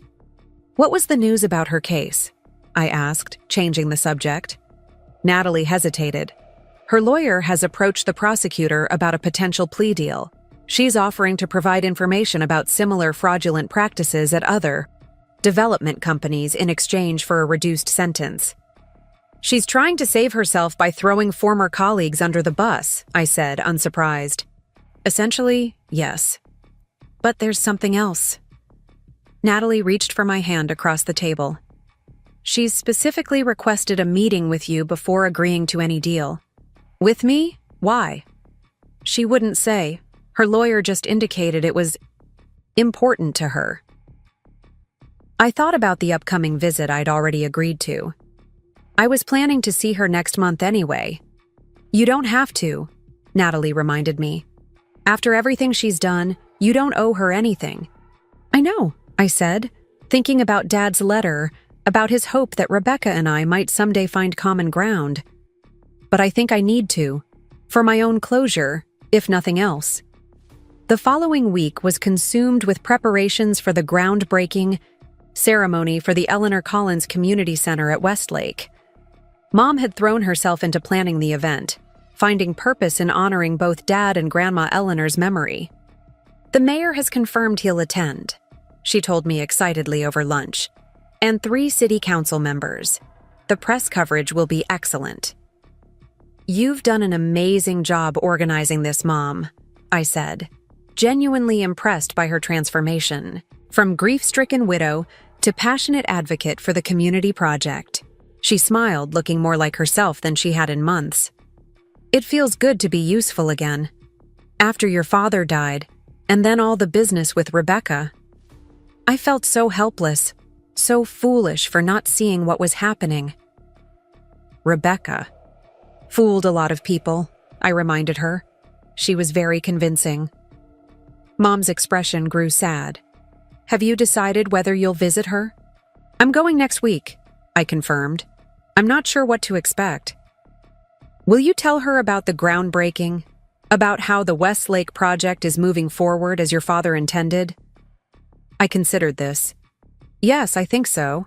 Whether she cares or not, she should know that Dad's vision is becoming reality, despite her efforts to derail it. The day of the groundbreaking ceremony dawned clear and mild. The Westlake property had been transformed from an empty lot to a bustling construction site, with the community garden beds already installed and the foundations laid for the first housing units. A platform had been erected for the speakers, with rows of chairs for community members and media representatives. Signs displayed architectural renderings of the completed project, modest but attractive homes surrounding communal green spaces, with the community center as its heart. As I approached the podium to give my speech, I felt a momentary flash of stage fright. Public speaking had always been Rebecca's strength, not mine. But as I looked out at the gathered crowd, Mom in the front row, Ethan and Natalie beside her, Zoe managing the event with clipboard in hand, and dozens of community members who would benefit from this development, I found my voice. My father, Thomas Collins, believed that the true purpose of development wasn't just to build structures, but to build community, I began. The Westlake Community Gardens project represents his vision of what thoughtful, sustainable urban development can achieve, bringing people together, creating spaces where families can thrive, where neighbors become friends, where everyone has access to nature and beauty regardless of income. As I spoke, I could almost feel Dad's presence, his pride in seeing his dream taking shape. The ceremonial turning of soil with golden shovels felt symbolic in more ways than one. We weren't just breaking ground on a building project, but cultivating a new direction for Collins Properties itself. After the ceremony, as guests mingled and enjoyed refreshments, Ethan approached with an elderly man I didn't recognize. "Maya, there's someone who wanted to meet you," Ethan said. "This is Harold Winters. He was your father's first business partner." The older man extended his hand. "Thomas spoke of you often, young lady. He would be proud to see what you're doing here." "Thank you," I said, touched by his words. "Did you work with my father on his early projects?" Harold nodded. "Nearly 40 years ago now. We started with nothing but a shared belief that development should serve communities, not exploit them. Your father never lost sight of that, even as the company grew." "Unlike some others in the industry," I said, thinking of Rebecca's luxury-focused approach. "I knew your sister too," Harold said, seeming to read my thoughts. "Bright girl, sharp business mind. But she never quite grasped the heart of what Thomas was building. She saw the success but missed the purpose behind it." "That's a perfect description of Rebecca," I agreed sadly. "Thomas worried about her," Harold continued. "We talked about it the last time I saw him, just weeks before he passed. He said he was counting on you to be the company's conscience, to remind everyone what Collins Properties stands for at its core. Another confirmation that Dad had seen clearly what was happening, had placed his trust in me to preserve what mattered most to him. The knowledge strengthened my resolve to honor that trust, to rebuild the company according to his vision. The prison visiting room was stark and impersonal. Beige walls, uncomfortable plastic chairs bolted to the floor, a vending machine humming in the corner. I sat nervously, waiting for Rebecca to appear, unsure what to expect from this reunion. When she entered, escorted by a guard, I barely recognized her. Gone was the polished executive in designer clothes, replaced by a thin woman in a baggy prison uniform, her once perfect hair pulled back in a simple ponytail. Only her posture remained unchanged, spine straight, chin lifted in defiance. "Maya," she said as she sat across from me. "You actually came." "I said I would," I replied simply. She studied me for a moment. "You look well. Success agrees with you." "I wouldn't call it success," I said. "I'm just trying to rebuild what you nearly destroyed." A flash of the old Rebecca emerged, a tightening around her eyes, a slight curl of her lip. "Still so self-righteous? Some things never change." "I didn't come here to fight, Rebecca. Why did you come? To gloat? To see how far I've fallen?" I shook my head. I came because despite everything, you're still my sister, and because Dad would have wanted me to try. At the mention of our father, something flickered across her face. Pain, regret. I couldn't tell which. "How's Mom?" she asked, changing the subject. "Better. She's helping with the Westlake project, actually. It's given her purpose." "Ah, yes, the famous community gardens. I hear it's become quite the cause célèbre." "We broke ground on the community center last week," I told her. "We're naming it after Grandma Eleanor." Rebecca's gaze dropped to her hands. "Fitting. She always did prefer you." "That's not true," I objected. "She loved us both. She just saw through your manipulations better than most." "Is that what you think this was all about?" Rebecca asked, looking up suddenly. "That I was just being manipulative for the sake of it? What else would you call forging documents, stealing inheritance, diverting charity funds?" "Survival," she said flatly. "Business. Reality." "Reality?" I repeated incredulously. "Rebecca, you committed fraud. You betrayed our father's explicit wishes. You nearly destroyed the company he spent his life building." "I was trying to save it," she snapped, leaning forward. Dad's quaint community-focused approach was becoming unsustainable in today's market. We needed to pivot to luxury developments to stay competitive. "That's simply not true," I countered. "The financials didn't support that conclusion. Dad's approach was profitable and sustainable. It just wasn't generating the massive personal bonuses you wanted." She sat back, a cold smile playing on her lips. "You've become quite the businesswoman, haven't you? A few months as CEO and suddenly you're an expert." "I've learned," I acknowledged. "But unlike you, I've learned that it's possible to be financially successful without compromising our values." Rebecca fell silent, studying me with an unreadable expression. Finally, she asked, "Did you get Dad's letter? The one Jason gave. You?" Surprised, I nodded. "You knew about it?" "I found it after Dad died," she admitted. "Before the funeral. He'd written one to me too. This was unexpected." "What did yours say?" "That he was disappointed in me," Rebecca said, her voice tight with suppressed emotion. "That he saw me losing sight of what mattered. That he hoped you would remind me of the company's true purpose. And instead of heeding his words, you tried to push me out completely." Rebecca's carefully maintained facade cracked slightly. "I was angry. I'd dedicated my entire life to Collins Properties while you were off finding yourself in Cambodia. I was there every day, learning the business, working alongside Dad. And still. He thought you understood his vision better than I did." "It wasn't a competition, Rebecca," I said gently. "Dad valued both of us. He wanted us to work together, to balance each other." "Easy for you to say," she replied bitterly. "You were always his favorite." "That's not true. You were just so determined to prove yourself that you couldn't see how proud he already was of you." Rebecca looked away, blinking rapidly. For a moment, I glimpsed the vulnerability beneath her hard exterior. The little girl who had always strived for perfection, for validation. "Why did you want to see me?" I asked. "Your lawyer said it was important to you before considering any plea deal." She took a deep breath, composing herself. "I wanted to ask about Pinecrest Manor. What's happening with it?" "Nothing yet," I said, surprised by the question. "It's still in legal limbo while the financial aspects of your case are resolved." "Don't sell it," she said abruptly. "What?" "The estate. Don't sell it." There was an urgency in her voice I hadn't expected. It meant everything to Dad. "We're considering converting it into a foundation headquarters," I told her. "A place for educational programs, nonprofit retreats, continuing Dad's legacy of community investment." Something like relief passed across her face. "Good. That's what should happen."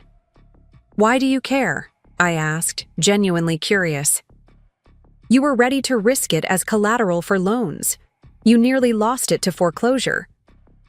Rebecca stared down at her hands. Because it's the only home we ever had, she said quietly. Because despite everything, those gardens, that house, it's the last physical connection to Dad, to who we were before. For the first time, I saw genuine emotion from my sister. Not calculation, not manipulation, but real feeling. She had lost everything: her freedom, her reputation, her marriage, her position. But somehow, the thought of losing Pinecrest Manor had broken through her carefully constructed walls. I'm not going to sell it, I promised. Whatever happens, the estate will stay in the family. We'll continue Dad's legacy in some form. She nodded, unable to speak for a moment. When she finally looked up, her eyes were red-rimmed but dry. There's something else. That offshore account Jason told you about. The one I was planning to use to flee? What about it? The authorities haven't found it yet, she said.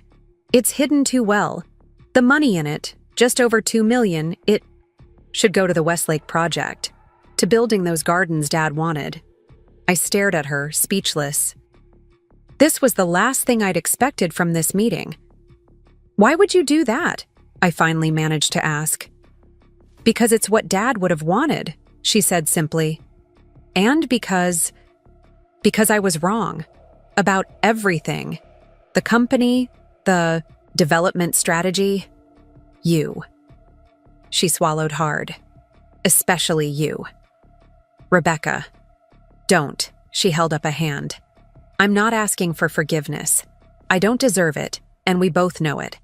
I'm just trying to do one right thing before I spend the next several years in here. She slid a piece of paper across the table. These are the account details. Do whatever you need to verify it's legitimate. The money is clean. It's mostly from my personal investments over the years, not from the company or the charity funds. I took the paper, still stunned by this unexpected turn. I don't know what to say. You don't need to say anything, Rebecca replied, standing up as a guard approached to indicate our time was ending. Just build those gardens. Make them something Dad would have been proud of. As she turned to leave, I called after her. I'll come back. Next month, if you want. She paused, not turning around. I'd like that, she said quietly before being escorted away.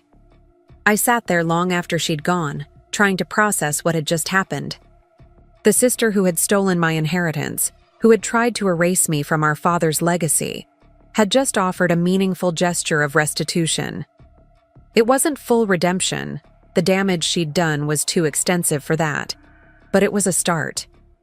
A small acknowledgement of wrong, a tentative step towards something like atonement. On the drive back to Chicago, I called Natalie and told her about the meeting, about Rebecca's surprising offer. Do you think it's genuine? Natalie asked cautiously. Not another manipulation? I think it is genuine, I said after considering the question. She seemed different. Like her defenses had finally cracked. Prison can have that effect, Natalie observed. Forces introspection when there's nowhere else to run. We'll need to verify the account information. Make sure everything is legitimate before accessing any funds, I said.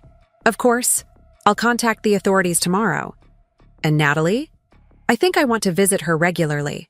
Monthly, maybe. Are you sure? After everything she did to you? I thought about Dad's letter, about his hope that Rebecca and I might somehow find a way forward together, about the glimpse of vulnerability I'd seen in my sister today. I'm sure, I said. She's still family, and I think Dad would want me to try. 2 months later, I stood in the center of the Thomas Collins Community Gardens, now flourishing with early summer plantings. Children from the neighborhood were helping plant vegetables under the guidance of a master gardener, their laughter filling the air. The first families had moved into the completed housing units, creating a small but growing community centered around the shared green spaces. The formerly hidden account Rebecca had revealed had indeed contained the promised funds, all of which had been channeled into expanding the garden elements of the project, creating additional plots, building a greenhouse for year-round growing, developing educational programs about sustainable urban agriculture. Ethan approached, watching the scene with satisfaction.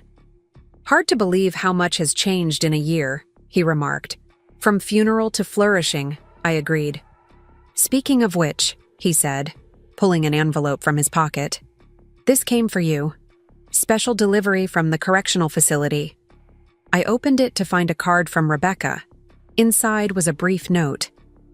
"The gardens look beautiful in the photos. You sent. Dad would love seeing his vision realized. Thank you for not giving up on it. Or on me. R." Attached was a sketch she'd made, and surprisingly skilled rendering of the community center with gardens in full bloom around it. At the bottom, she'd written, "For the opening ceremony display, if you think it's appropriate." "Good news?" Ethan asked, noting my expression. "Just my sister," I said, showing him the sketch, "contributing to the project in her own way." Later that day, as I sat with Mom on a bench overlooking the gardens, I felt a sense of completion that had been missing since Dad's death. The company was thriving under its renewed focus on community-centered development. The Westlake project was becoming a model for similar developments in other neighborhoods. Pinecrest Manor was being renovated to serve as both headquarters for the Thomas Collins Foundation and a retreat center for nonprofits working in sustainable community development. And Rebecca, while still serving her sentence, was slowly finding a way to reconcile with her past actions, to reconnect with the values Dad had tried to instill in both of us. "Your father would be so proud," Mom said, watching the children tending their garden plots. "Not just of this place, but of you, of how you fought for his vision, how you've forgiven your sister enough to keep trying with her." "I'm not sure forgiven is the right word yet," I admitted. "But I understand her better now, and I think she's finally beginning to understand herself." Mom squeezed my hand. "That's all any of us can hope for, isn't it? To understand our mistakes, to find a way forward despite them." As the sun began to set over the gardens, casting long shadows across the newly planted beds, I thought about the journey of the past year, from loss to discovery, from betrayal to tentative reconciliation, from inheritance stolen to legacy reclaimed. What my sister had taken through deception, I had rebuilt through determination and faith in my father's vision. The true inheritance, I realized, wasn't the physical property or the company itself, but the values that had guided their creation: integrity, compassion, community, purpose. And that inheritance couldn't be stolen. It could only be embraced or rejected, honored or abandoned. Rebecca had temporarily lost sight of it, but perhaps in time, she might find her way back to the principles that had meant so much to our father. As for me, I had found my place at last. Not in Cambodia or Chicago, not in rebellion or conformity, but in the balance between business success and social purpose that Dad had always embodied.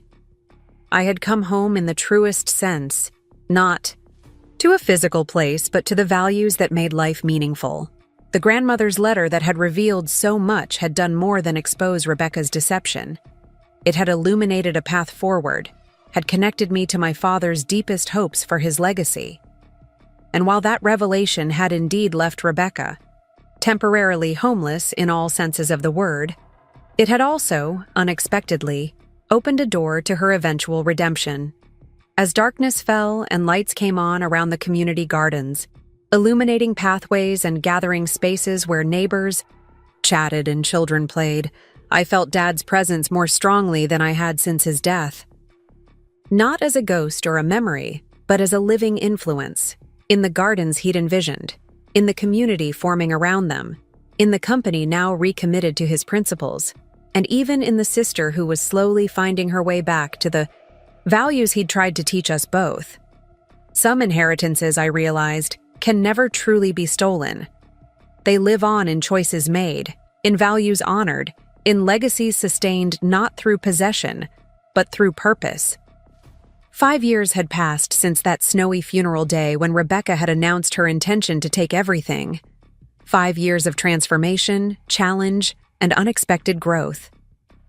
The Collins family legacy had evolved in ways none of us could have anticipated when the battle for inheritance began. The morning light streamed through the tall windows of what had once been Dad's study at Pinecrest Manor. The mansion now served as headquarters for the Thomas Collins Foundation, its stately rooms repurposed for meetings, workshops, and educational programs.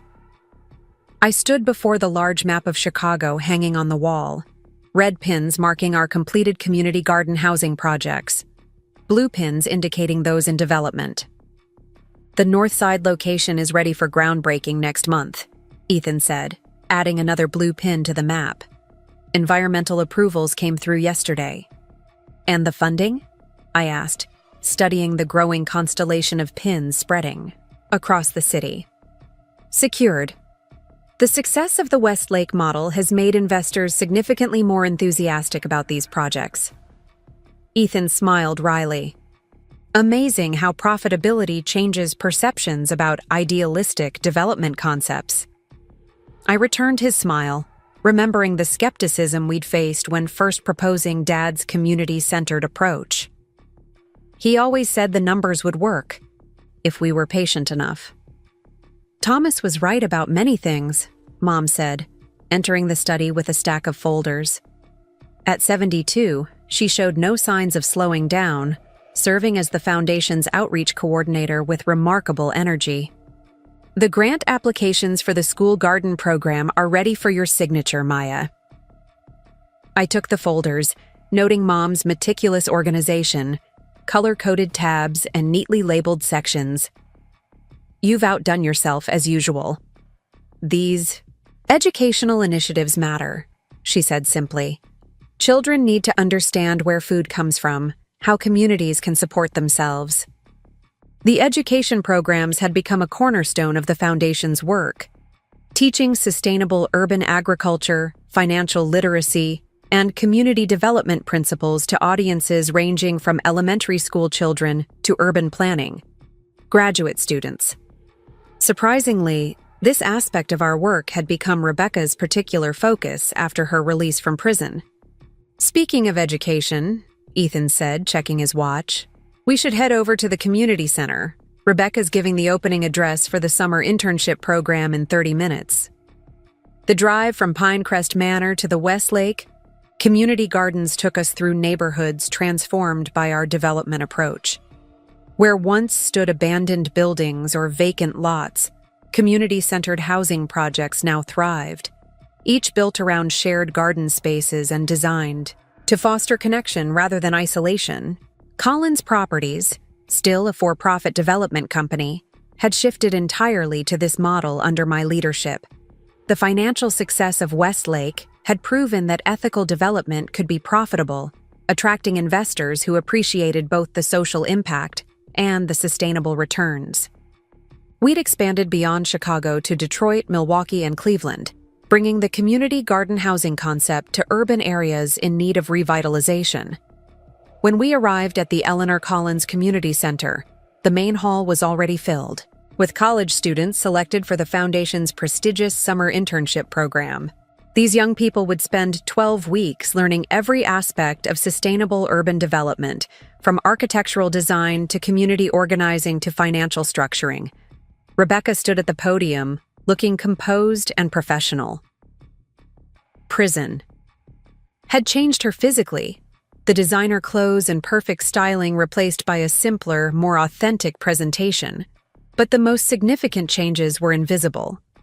A humility that had replaced arrogance, a thoughtfulness where once had been calculation. Good morning, she began as the room quieted. Welcome to the 5th annual Thomas Collins Foundation Internship Program. You've been selected from hundreds of applicants because you share our commitment to transforming urban development, to creating communities rather than just buildings. I slipped into a seat at the back of the room, watching my sister command the audience's attention with the same natural charisma she'd always possessed, but now channeled towards something meaningful. My father believed that development wasn't Just about profit margins, Rebecca continued. He understood that the true measure of success was creating spaces where people could connect, where they could put down roots both literally and figuratively. That vision nearly died with him, nearly was lost to short-sighted greed. She paused, and I knew what was coming next. Rebecca never shied away from acknowledging her past actions, using her own story as both cautionary tale and redemption narrative. "I should know," she said quietly. "I was the one who almost destroyed that vision. After my father died, I tried to redirect Colin's properties toward luxury developments, ignoring his explicit wishes for projects like the ones surrounding this community center. My sister Maya fought to preserve his true legacy, and I went to prison for fraud, embezzlement, and forgery." The room remained respectfully silent. Rebecca's history wasn't a secret. It had been front-page news in Chicago. But her willingness to address it directly always commanded respect. I tell you this not to shock you, but because it illustrates the fundamental choice in development work. Will you create spaces that serve communities, or will you exploit them for maximum profit? Will you honor the land and its potential to nurture connection, or will you see it merely as square footage to be maximized? As Rebecca continued outlining the internship program, I felt a complex mixture of emotions. Pride in what we had accomplished, gratitude for the unexpected journey that had brought us here, and a lingering sadness for what might have been if Rebecca had made different choices from the beginning. After the presentation, the interns broke into smaller groups for orientation sessions. Rebecca found me in the hallway outside the main room. "Good speech," I said. "You always know how to capture an audience." "Too dark?" she asked, a hint of her old insecurity showing through. "Sometimes I worry about leading with the prison story." "It's authentic," I replied, "and it gives context to everything we're doing here." She nodded, accepting the feedback. "The new crop looks promising. That architecture student from Detroit has already submitted preliminary designs for the Riverside project." Zoe mentioned her, said she reminds her of me at that age. Rebecca smiled faintly. Passionate, idealistic, slightly judgmental. Yes, I see the resemblance. The teasing was gentle, lacking the cutting edge it would have had years ago. Our relationship had evolved into something neither of us could have predicted. Not the uncomplicated sisterhood of childhood, nor the bitter enmity of the inheritance battle, but something more nuanced. A cautious alliance built on shared purpose and hard-won understanding. "Are you coming to the board meeting this afternoon?" I asked as we walked toward the community gardens. "We're reviewing the expansion proposals." "Wouldn't miss it," Rebecca replied. "I've reviewed the Detroit extension plans. The educational components need strengthening." Outside, the community gardens were alive with activity. Elderly residents tended raised beds adapted for accessibility. Children from the after-school program learned about pollination in the butterfly garden. Young mothers pushed strollers along the winding paths connecting the residential areas to the central green space. This vibrant community, now in its 5th year, had exceeded even Dad's original vision. The mixed-income housing remained fully occupied with a waiting list. The community-supported agriculture program supplied fresh produce to residents and local restaurants. The education center hosted workshops on everything from canning techniques to financial planning. "Ms. Collins!" A young woman waved from the children's garden plot. "The sunflowers we planted are already sprouting." I walked over to admire the neat rows of emerging seedlings, Rebecca following slightly behind. Interactions with residents sometimes still made her uncomfortable, the weight of what she had nearly done to this community creating an awkwardness she couldn't entirely shake. "They're growing beautifully," I confirmed. "Make sure to take progress photos for the scrapbook." The girl beamed with pride. "Ms. Rebecca is helping us create a presentation about the sunflower life cycle for the Harvest Festival." Rebecca looked surprised at being mentioned, but nodded. We'll be tracking growth rates and comparing different cultivation methods. As we continued toward the administrative offices, I glanced at my sister. You didn't mention you were working with the children's program. She shrugged, seeming embarrassed. Just a few hours each week. They needed someone to help with the educational components. This was new, Rebecca volunteering beyond her official foundation duties. Another small sign of healing, of finding her way back to contributing rather than taking. In my office overlooking the central gardens, Natalie waited with legal documents spread across the conference table. My wife had opened her own practice, specializing in sustainable development law, serving both Collins Properties and other firms adopting similar approaches. Perfect timing, she said as we entered. I was just reviewing the partnership agreement for the Cleveland project. Rebecca greeted Natalie with a warmth that had taken years to develop. Their relationship had evolved from adversaries to cautious colleagues to something approaching friendship, bound by their shared commitment to the foundation's work and to my happiness. Any concerns with the structure? Rebecca asked, examining the documents. Nothing significant, Natalie replied. The community benefit requirements are solidly embedded in the operating agreement. They can't be altered without unanimous consent. From all partners, including the foundation. Good, I said, joining them at the table. That was Dad's mistake with his earlier projects, not legally protecting the community components against future changes. A mistake I exploited, Rebecca acknowledged quietly. And one we've learned from, I added, not wanting to dwell on past wounds. The meeting proceeded efficiently, the three of us reviewing expansion plans, budget projections, and partnership structures. Rebecca's financial acumen, once used for personal gain, now strengthened our ability to create sustainable models. Natalie's legal expertise protected the community-centered approach against future challenges. My vision for how these projects could transform urban environments guided our growth strategy. When the review was complete, Rebecca gathered her materials. I should check on the interns. They're touring the greenhouse this afternoon. After she left, Natalie moved to stand beside me at the window overlooking the gardens. She's doing well, she observed. More engaged than I've seen her in months. The internship program energizes her, I agreed. Teaching others, passing on what she's learned, it gives her purpose. 5 years ago, would you have imagined this? Working alongside her to expand the foundation? I considered the question carefully. No. After what happened, I thought, we'd never speak again. I certainly never expected her to become integral to carrying forward Dad's legacy. Natalie slipped her arm around my waist. People can surprise you, sometimes even themselves. Later that afternoon, I made my way to the small private cemetery where Dad was buried. This weekly visit had become ritual, a quiet moment to reconnect with his memory, to share the progress of the work he'd inspired. The cemetery sat on a gentle hill overlooking the original Westlake property, allowing him to eternally watch over his vision brought to life. I wasn't entirely surprised to find Rebecca already there, placing fresh roses from the pine crest, gardens on the grave. Sorry, she said, starting to leave.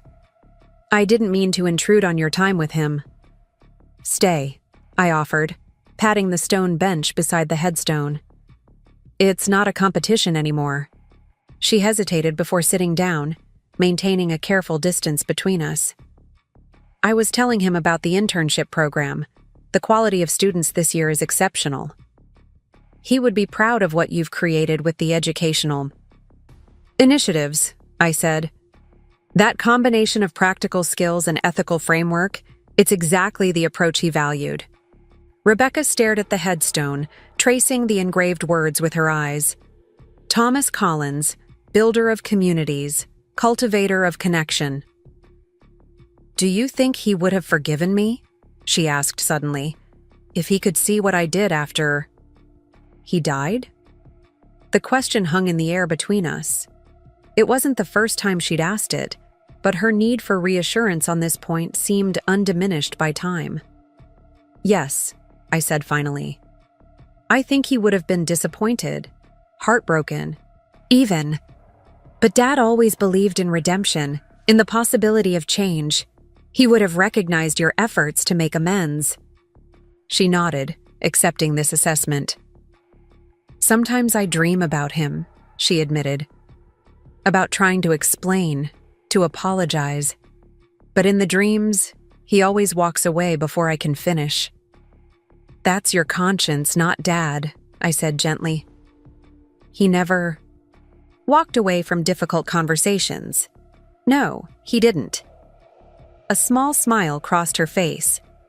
"Remember when I crashed his car in high school? He made me sit at the kitchen table for 3 hours discussing responsibility and consequences." "He was thorough," I agreed, remembering similar discussions during my own teenage rebellions. "But never cruel." We sat in companionable silence for a while, watching the golden afternoon light play across the community gardens below. Residents worked their plots, children played on the central green, neighbors chatted on shared porches. "I almost destroyed all of this," Rebecca said softly. "Out of greed, out of some misguided sense that I deserved more than you." "But you didn't succeed," I reminded her. "And now you're helping build it instead." "Because you gave me that chance," she acknowledged. "After prison, you could have shut me out completely. No one would have blamed you." "Maybe not," I conceded. "But then I would have failed Dad too, in a different way. He wanted us to work together, to balance each other. It just took a more difficult path than any of us anticipated." As we walked back toward the community center, Rebecca seemed lost in thought. Finally, she asked, "Do you ever wonder what would have happened if Grandma Eleanor hadn't sent that letter? If you hadn't found the codicil in her chest?" I had pondered this counterfactual many times over the years. "I think your luxury condo project would have gone forward," I answered honestly. "You might have been financially successful for a while. But eventually, the corners you were cutting, the ethical compromises, they would have caught up with you one way or another." "And you?" "I'd like to think I would have found another way to honor Dad's vision, even without the family resources. On a smaller scale, perhaps." Rebecca nodded thoughtfully. "So in the end, I might have destroyed myself anyway, but without the chance for redemption that came from being caught, from facing consequences. Possibly, we'll never know." "Then I suppose I should be grateful," she said with a hint of irony, that Grandma Eleanor was watching out for both of us in her way. The foundation board meeting that evening brought together the expanding network of partners in our community development work. Representatives from urban agriculture programs, affordable housing advocates, financial institutions focused on community, investment, and educational organizations filled the conference room at Pinecrest Manor. As chair of the board, I opened the meeting with our quarterly progress report. The Westlake model has now been successfully replicated in 4 additional Chicago neighborhoods and 2 Detroit locations, I reported. Occupancy rates remain above 95% across all properties, and the community agriculture programs are operating at capacity. "The waiting lists speak for themselves," added our housing director. "We're seeing demand across demographics: young, families, seniors, middle-income professionals, all drawn to the community-centered approach." "And the financial performance?" asked a representative from our primary lending partner. Ethan presented the figures, highlighting the sustainable returns that had made our model increasingly attractive to traditional investors. What began as philanthropic investment is now recognized as sound financial strategy with significant social benefits. Rebecca presented next, outlining the expansion of educational initiatives. "The internship program has become our most effective pipeline for identifying talent committed to our approach. 38% of our current project managers came through this program." As the meeting continued, I found myself reflecting on how far we had come from the contentious days after Dad's death. What Rebecca had intended to destroy had, instead, flourished, growing beyond even Dad's original vision. And ironically, she had become instrumental in its success. Her business acumen and organizational skills, once directed toward personal gain, now strengthening our collective impact. After the formal presentations, the board moved to the main decision point of the evening, expanding our model to a national scale through strategic partnerships with developers in other major cities. The proposal before us, I explained, would create a certification program for community garden housing developments meeting our established criteria. Developers would receive technical assistance, favorable financing terms, and marketing support in exchange for adhering to our standards for affordability, sustainability, and community engagement. Rebecca added, "This approach allows us to scale our impact without directly managing each project. The Thomas Collins Foundation would serve as the standards keeper and knowledge hub, while local developers implement the model with adaptations appropriate to their specific communities." The discussion was thoughtful and nuanced, board members raising important questions about maintaining quality control, ensuring genuine community benefits, and protecting against dilution of our core principles. Near the end of the discussion, Mom spoke up from her place at the table. "I've been thinking about what Thomas would say about this proposal," she began, her voice strong despite her years. "He always took the long view, always considered how decisions would affect not just next year but the next generation."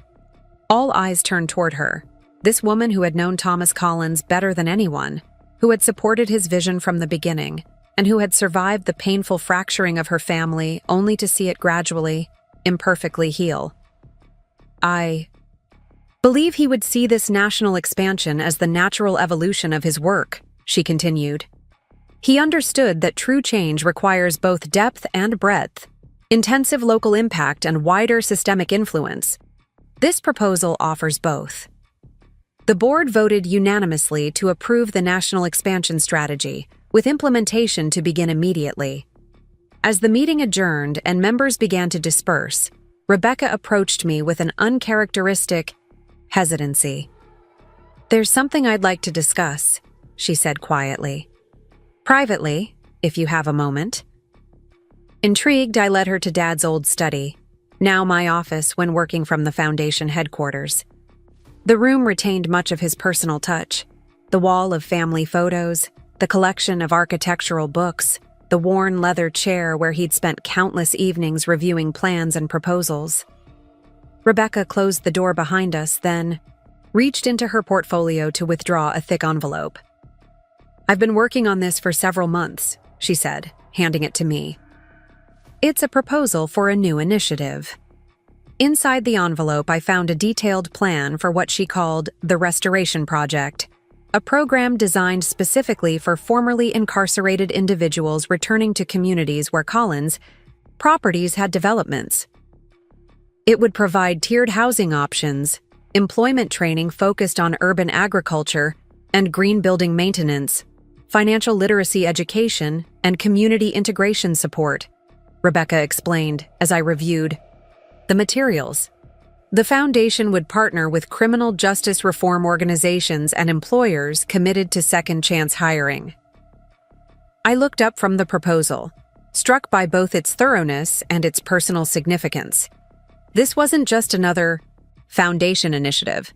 This was Rebecca directly addressing her own experience, creating pathways for others facing similar challenges of reintegration after incarceration.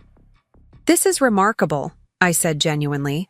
"The comprehensive approach, the focus on dignity and agency rather than charity. It aligns perfectly with Dad's philosophy." "I understand these barriers in ways others might not," she replied simply.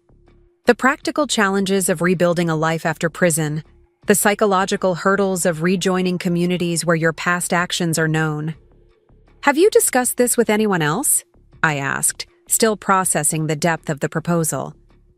"Just Natalie, for the legal framework," Rebecca admitted. "I wanted your reaction before taking it further. It would represent a significant expansion of our mission." But a natural one, I noted, echoing Mom's earlier comment about evolution. Extending our community-building approach to those most often excluded from community.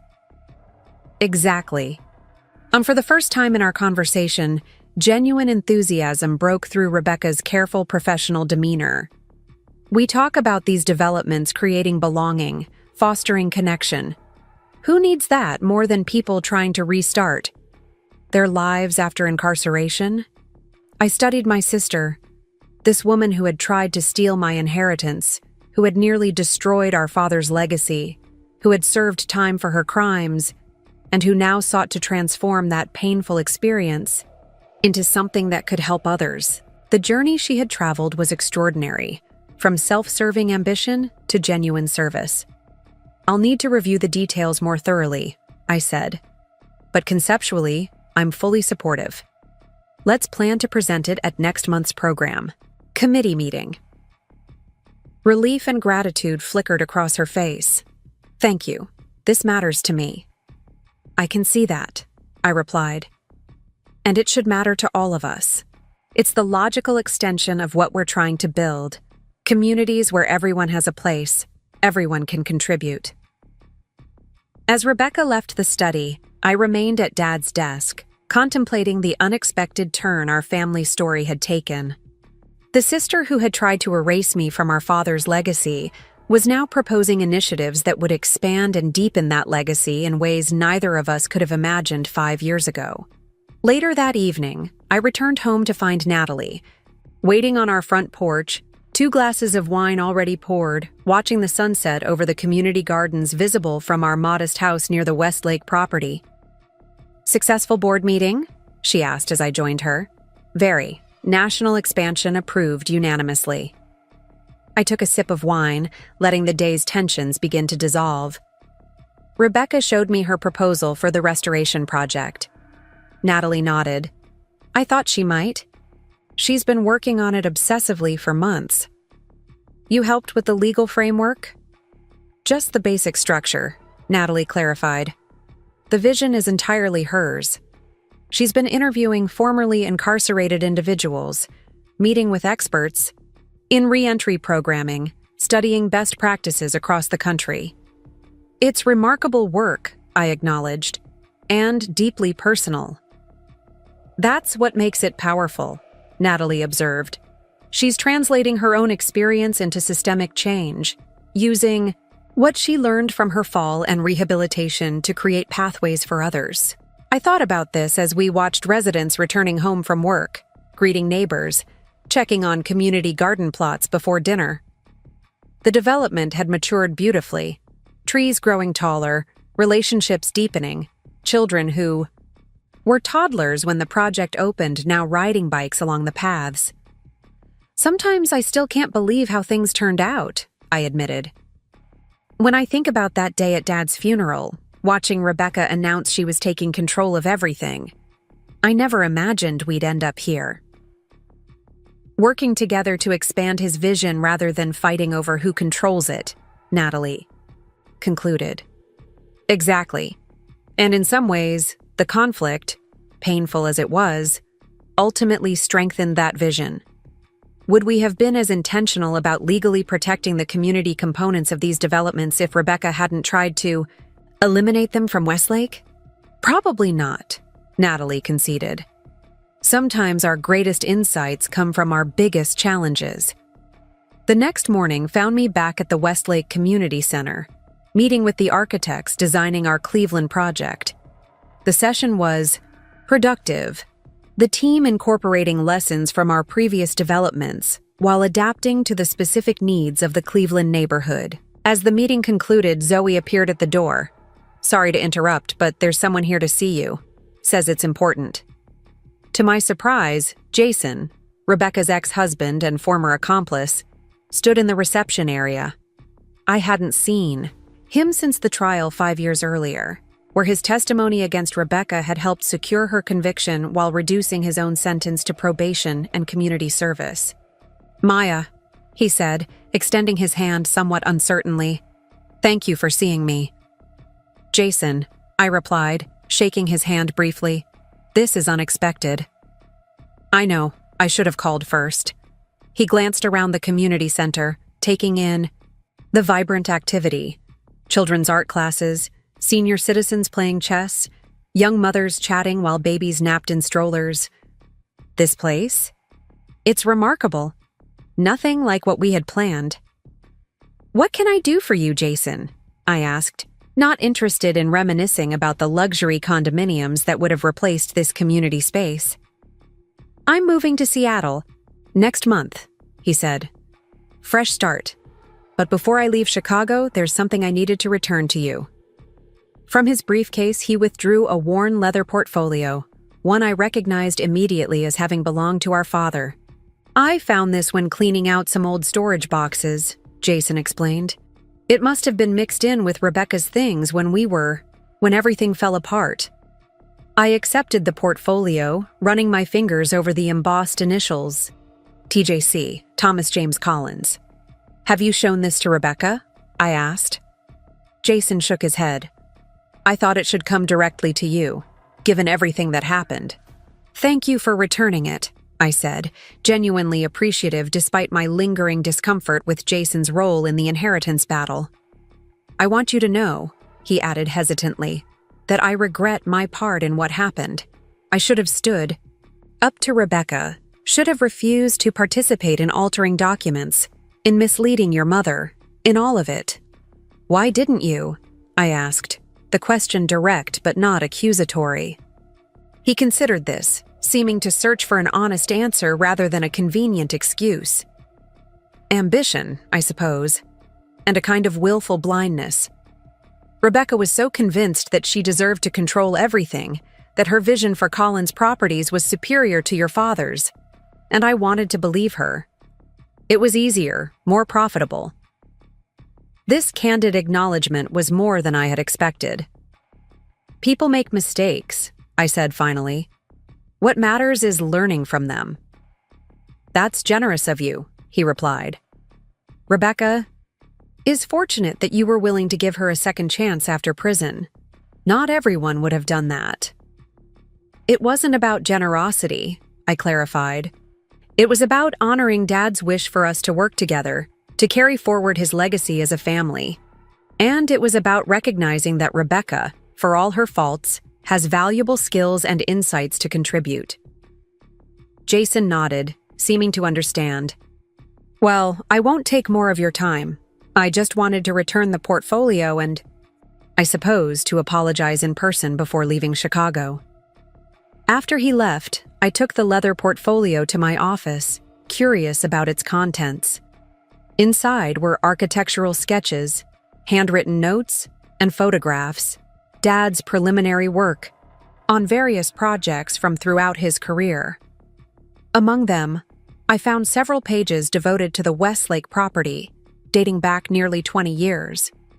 Dad had been developing his community garden housing concept for far longer than any of us had realized, refining it gradually, incorporating new ideas about sustainable design and community engagement as they emerged. Most surprising was a letter tucked into the back pocket, addressed to "my daughters," and dated just weeks before his death. With trembling fingers, I unfolded it.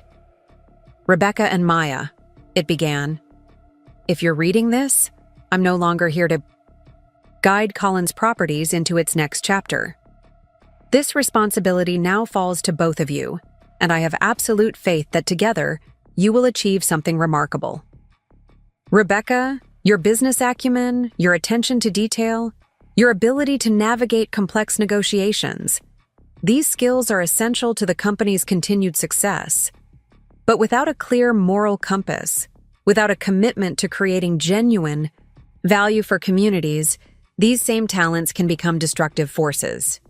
Maya, your compassion, your vision for how development can serve human needs, your willingness to challenge conventional thinking, these qualities must inform every project Collins undertakes. But without practical implementation, without financial sustainability, even the most beautiful vision remains merely an unrealized dream. Together, you possess everything needed to take what I've built and transform it into something far greater. The Westlake Community Gardens project represents the direction I believe development must take in the coming decades, creating spaces where people can connect with nature and with each other, where environmental sustainability and human community reinforce one another. I've left specific instructions regarding Westlake in my will. This project belongs equally to both of you, requiring both your talents to fully realize its potential. My hope is that through this collaboration, you will discover a new way of working together, honoring your differences while finding common purpose. Remember always that buildings rise and fall, profits come and go, but the communities we help create, the connections between people, the relationships with the land, these endure. This is the true legacy of Collins Properties, and I entrust it now to both my daughters. With all my love and confidence, Dad. Tears streamed down my face as I read and reread the letter. Dad had seen so clearly what we needed, both as business partners and as sisters. He had understood Rebecca's strengths and her vulnerabilities, had recognized my vision and its limitations, had believed in what we could accomplish together despite our differences. The tragedy was that Rebecca had been unable to accept this balanced partnership, had instead sought to claim everything for herself. The miracle was that after all that had happened, the betrayal, the legal battle, Rebecca's imprisonment and subsequent redemption, we had ultimately found our way to precisely the collaboration Dad had envisioned. I picked up my phone and called Rebecca. "Are you still at the foundation?" I asked when she answered. "Just finishing up some paperwork." "Why?" "I need to show you something. It's important." 20 minutes later, Rebecca sat across from me in my office, reading Dad's letter with an expression of increasing emotion. When she finished, she carefully folded it and returned it to the portfolio. "He saw all of it," she said, her voice barely above a whisper. "My strengths and my flaws. The danger of what I might become without your influence. And he understood what I would need from you," I added. "The practical implementation, the financial structure to support the vision." "And yet I rejected the partnership he wanted," Rebecca said, the regret evident in her voice. "I tried to push you out completely, convinced I could do it all myself. But here we are," I pointed out gently. 5 years later, doing exactly what he hoped we would do, combining your business skills with my community vision to create something neither of us could have built alone. "After I nearly destroyed everything," she reminded me. "Yes," I acknowledged. "The path was far more difficult than it needed to be. But maybe that's part of why it works now. We both had to lose something, had to be humbled in different ways, before we could truly appreciate what Dad was trying to create." Rebecca stood and walked to the window overlooking the community gardens. The afternoon sun illuminated the scene below, families gathering at picnic tables for an outdoor meal, children playing on equipment built from sustainable materials, elderly residents teaching younger neighbors about traditional gardening techniques. "Do you think he would be proud?" she asked quietly. "Of what we've created here, of what the foundation is becoming." I joined her at the window. "Yes, not just of the physical development, but of how we've found our way back to his original vision, each in our own way, each contributing what we do best." "And of me?" she pressed, the question hanging in the air between us. "After everything." "I did?" I considered this carefully, wanting to be honest rather than merely kind. "I think he would be proud of your journey," I said finally. "Not of the choices that led to prison, obviously, but of how you've used that experience, of how you've redirected your talents toward something meaningful. The restoration project. Proposal alone demonstrates a depth of understanding and purpose that would have moved him deeply." Rebecca nodded, accepting this assessment. "It's strange," she mused. "If someone had told me 5 years ago that losing everything, the company leadership, my freedom, my reputation, would ultimately lead to the most fulfilling work of my life, I would have thought they were delusional. Sometimes we have to lose what we think matters to discover what actually does." I suggested. A painful lesson, she acknowledged, but one I needed to learn. We stood together in companionable silence, watching the community below. This living testament to our father's vision, nearly destroyed by greed, but ultimately realized through reconciliation and shared purpose. The stolen inheritance had been restored, not just to me but to its intended purpose. The letter Grandma Eleanor had sent, revealing Rebecca's deception, had indeed left my sister temporarily homeless in every sense, stripped of position, freedom, family connection. But that devastating loss had created space for something new to grow, a more authentic identity, a genuine commitment to values she had once dismissed as idealistic and impractical.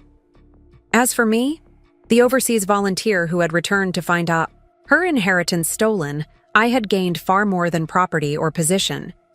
I had discovered a capacity for leadership I hadn't known I possessed, had built a life centered around purpose rather than possession, had even found love with Natalie, amid the chaos of legal battles and corporate restructuring. Most unexpectedly, I had recovered a sister, not the childhood playmate of our youth, or the ruthless competitor of our early adulthood, but a more complex, chastened, and ultimately more authentic version of Rebecca. Our relationship remained complicated, marked by the scars of past betrayal, but also by a hard-won mutual respect and shared commitment to our father's legacy. We should present Dad's letter at the national expansion launch, Rebecca suggested suddenly. Let partners across the country understand the philosophy behind this approach, the balance between business viability and community benefit. That's a good idea, I agreed. It captures the essence of what makes these projects work, not just the physical design or financial structure, but the underlying values. Rebecca checked her watch. I should go. I'm meeting with the first, cohort of restoration project participants this evening, getting their input on the program design before we present it to the board. Let me know how it goes, I said. And Rebecca, thank you for creating that program. It's exactly the kind of initiative Dad would have championed, seeing potential where others see only problems. A shadow of emotion crossed her face, pride, mingled with lingering regret. It feels like the right way to use my experience, to make something constructive from my mistakes. After she left, I returned to Dad's desk, the leather portfolio open before me. The letter we had discovered today added another layer to our understanding of his vision, his hopes for his daughters, his belief in what Colin's properties could become. The inheritance my sister had tried to steal had been transformed into something far more valuable than either of us had initially understood. Not just buildings or balance sheets, but a living legacy of community, connection, and purpose that would outlast any physical structure. Outside the window, residents gathered in the community gardens as evening approached. Children harvested vegetables for family dinners. Neighbors shared tools and gardening advice. Elderly residents watched from benches, offering wisdom accumulated over decades of growing and tending. This was the true inheritance Thomas Collins had left his daughters, not just property to possess or a company to control, but a vision to fulfill, values to uphold, a way of creating spaces where human connections could flourish alongside careful stewardship of the land. Rebecca had temporarily lost sight of this inheritance, blinded by ambition and a narrow definition of success. I had nearly lost access to it through her deception.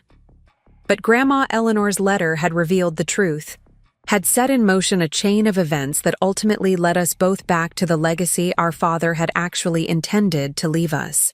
5 years after that snowy funeral day when Rebecca had announced her intention to control everything, we had found our way, through conflict, separation, and eventual reconciliation, to the partnership Dad had envisioned all along. Not perfect, not without tension, but genuine and increasingly effective. The community garden housing projects spreading across Chicago and beyond represented the physical manifestation of that partnership. Rebecca's business acumen ensuring their financial sustainability while my community-centered vision shaped their purpose and design. Together, we were building something neither could have created alone. As twilight settled over the gardens, I gathered my things to head home. Tomorrow would bring new challenges: the Cleveland project breaking ground, the national expansion, strategy moving forward, Rebecca's restoration project proposal going to the board. But tonight, I simply wanted to appreciate how far we had come. How completely Dad's vision had been not just preserved, but expanded. Walking through the community gardens on my way home, I stopped to help an elderly resident harvest the last of her tomatoes before the evening chill set in. "These gardens saved me," she told me as we worked side by side. "After my husband died, I was so alone in our old apartment. Here, I have purpose each morning. I have neighbors who check on me. I'm teaching these young families how to grow food like my parents taught me."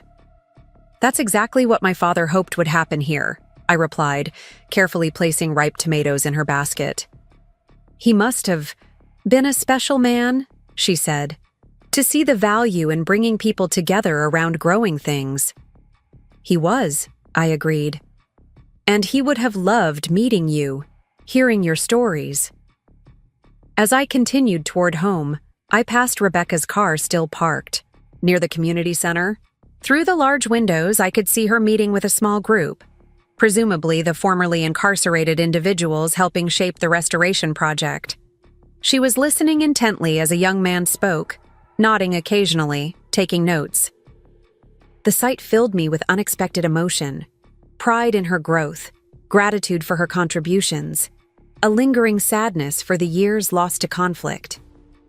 The sister who had stolen my inheritance had, through her own painful journey, found her way back to our father's true legacy. And I, who had fought so hard to reclaim what was rightfully mine, had discovered that the most valuable inheritance couldn't be stolen or possessed, only shared, cultivated, and passed forward.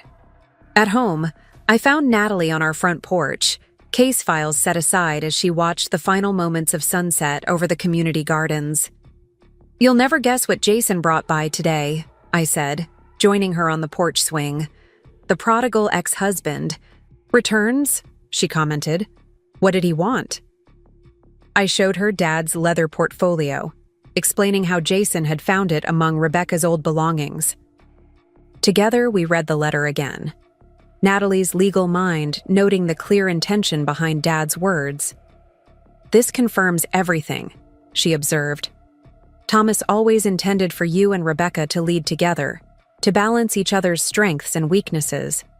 And after everything that happened, that's essentially where we've ended up," I marveled, "just through a much more difficult path than necessary." "Speaking of difficult paths," Natalie said, "I saw Rebecca meeting with the restoration project advisors when I drove past the center. How's that initiative developing?" "Remarkably well," I admitted. "She's created something truly meaningful, a program that combines housing, employment, community integration, all designed specifically for formerly incarcerated individuals. It's comprehensive, practical, and deeply respectful of their dignity and agency." "Using her own experience to create systemic change," Natalie nodded approvingly. "That's genuine redemption." "It is," I agreed. "And it makes me think about Grandma Eleanor's letter, the one that started this whole journey by revealing Rebecca's deception. At the time, it seemed like it was just about exposing the truth, about ensuring Dad's wishes were honored. But looking back, I wonder if Grandma understood something deeper." "What do you mean?" "Maybe she saw that Rebecca needed to face consequences to find her way back to her better self. That without that intervention, she would have continued down a path that was ultimately destructive, not just to the company or to me, but to her own character, her own potential." Natalie considered this thoughtfully. "So the letter that left her temporarily homeless, in every sense of the word, might have been an act of tough love rather than just justice." "Perhaps," I said. Grandma Eleanor knew Rebecca better than most people. She saw beyond the perfect facade to the insecurity and ambition driving her. Maybe she understood that only by losing everything Rebecca thought she wanted could she discover what she truly needed. The porch light came on automatically as darkness fell completely, illuminating the quiet street where neighbors walked dogs and children reluctantly headed inside for dinner and homework. This ordinary community life, people connected to each other and to place, represented everything Dad had valued, everything he had tried to build through Colin's properties. 5 years, I mused, leaning against Natalie's shoulder. Sometimes it feels like everything has changed since that funeral day, and sometimes it feels like we've simply found our way back to where we were always meant to be. Both can be true, she observed. The path matters as much as the destination. What you and Rebecca experienced, the conflict, the separation, the difficult reconciliation, shaped how you understand and value what you're building now. The following morning, I arrived at the foundation offices to find Rebecca already there, working intensely at her computer. The meeting with restoration project advisors had clearly energized her. "I've been revising the proposal based on their feedback," she explained, barely looking up as I entered. "Their insights are invaluable, practical barriers I hadn't considered, opportunities I'd missed." "Any major changes to the framework?" I asked, setting down coffee for both of us. "Expanding the employment training component," she replied, accepting the coffee gratefully. They emphasized that stable housing is essential, but insufficient, without meaningful work. And they suggested a peer mentorship structure, having program graduates guide newer participants through the transition. Her enthusiasm was genuine, her focus complete. This wasn't the calculating businesswoman who had once seen development purely in terms of profit margins and personal status. This was someone using her considerable talents to solve real problems, to create genuine opportunities for people society often discarded. "I plan to present this to the program committee next month," she continued, "but I'm wondering if we should accelerate the timeline. The need is urgent, and we've already identified suitable properties in 3 neighborhoods. If you can, have the revised proposal ready by next week. I'll call a special committee meeting," I offered. "No reason to delay if the framework is solid." She looked up, surprised by my support. "Really? You don't think we should take more time with this?" "The foundation's purpose is to implement Dad's vision of community-centered development," I reminded her. "This program aligns perfectly with that mission, addressing a population that desperately needs exactly the kind of supportive community environment we create." "Why wait?" Rebecca smiled, a genuine expression of gratitude rather than the perfect, practiced smile she had once used as a business tool. "Thank you. I'll have it ready by Monday." As I turned to leave, she added, "Oh, and Maya? I showed Mom the letter from Dad last night. She wants to host a family dinner this weekend to discuss how we might use it as part of the national expansion messaging." "I'd like that," I said. "Natalie too?"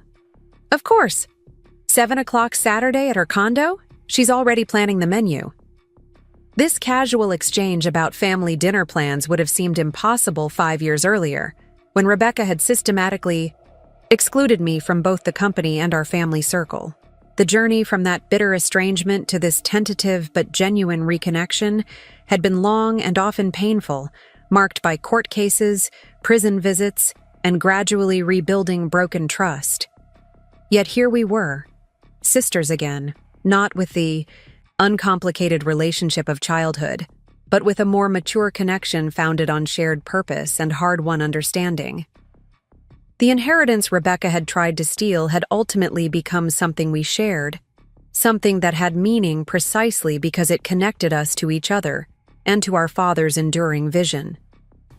That weekend, Mom's dinner table became a place of unexpected healing as we discussed Dad's newly discovered letter and its implications for both our family and the Foundation's work. "I always knew he wanted you to work together," Mom said, serving the roast she'd prepared using vegetables from the community gardens. "Even as children, he saw how your different strengths could complement each other. Rebecca organized while Maya imagined. Rebecca calculated while Maya connected. He saw us more clearly than we saw ourselves, Rebecca acknowledged. I was so convinced I should be in charge of everything, so dismissive of Maya's contributions. And I sometimes undervalued the practical implementation, the financial structure needed to sustain vision, I added. Dad understood we needed both. We spent the evening planning how to incorporate his letter into the national expansion launch, not just as family history, but as the philosophical foundation for the community garden housing model being adopted across the country.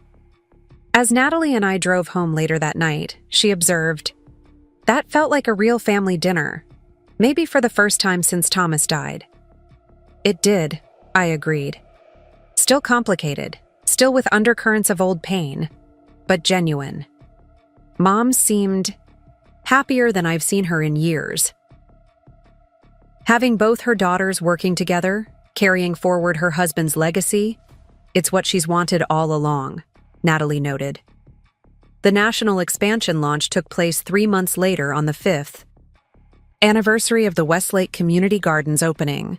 Representatives from 15 cities gathered at the Eleanor Collins Community Center to learn about implementing the model in their own communities. Standing at the podium together, Rebecca and I presented the history and philosophy behind the development approach our father had pioneered and that we had refined through practical experience. This model works because it addresses fundamental human needs, I explained to the audience of developers, community organizers, and government officials. Not just for shelter, but for connection to each other and to the natural world. And it works financially, Rebecca added, because it creates sustainable value rather than extracting maximum short-term profit. These developments maintain high occupancy rates, build community wealth, reduce maintenance costs through resident engagement, and appreciate in value over time. Together, we unveiled the Thomas Collins Community Development Standards, the framework that would guide partners implementing this approach across the country. As the core philosophical statement, we included excerpts from Dad's letter, his vision of development serving community needs while remaining financially viable. After the formal presentation, as participants toured the gardens and residential areas, Rebecca and I found ourselves standing at the edge of the central green space, watching children play on equipment built from sustainable materials. Dad would have loved this, Rebecca said quietly. Not just Westlake itself, but seeing his approach spreading to other cities, becoming a movement rather than just a single project. And he would have been especially proud that we're doing it together, I added. That we found our way to the partnership he envisioned, even if through a much more difficult path than he intended. Rebecca nodded, watching the community in action around us, neighbors chatting as they tended garden plots, seniors teaching children traditional preservation techniques in the community kitchen, families gathering for a potluck dinner on the shared patio. "You know what I've been thinking about lately?" she said, her voice thoughtful. "That day at Dad's funeral, when I announced I was taking control of everything. I was so certain that was what success looked like. Power, control, status. I couldn't see that what Dad had built was about connection, not possession. And now? Now I understand that true legacy isn't about owning things or controlling people. It's about creating something meaningful that continues beyond you, that improves lives in ways that ripple outward." She gestured to the vibrant community around us. "This is success. Not my name on a building or my face on a magazine cover, but people finding belonging, purpose, connection."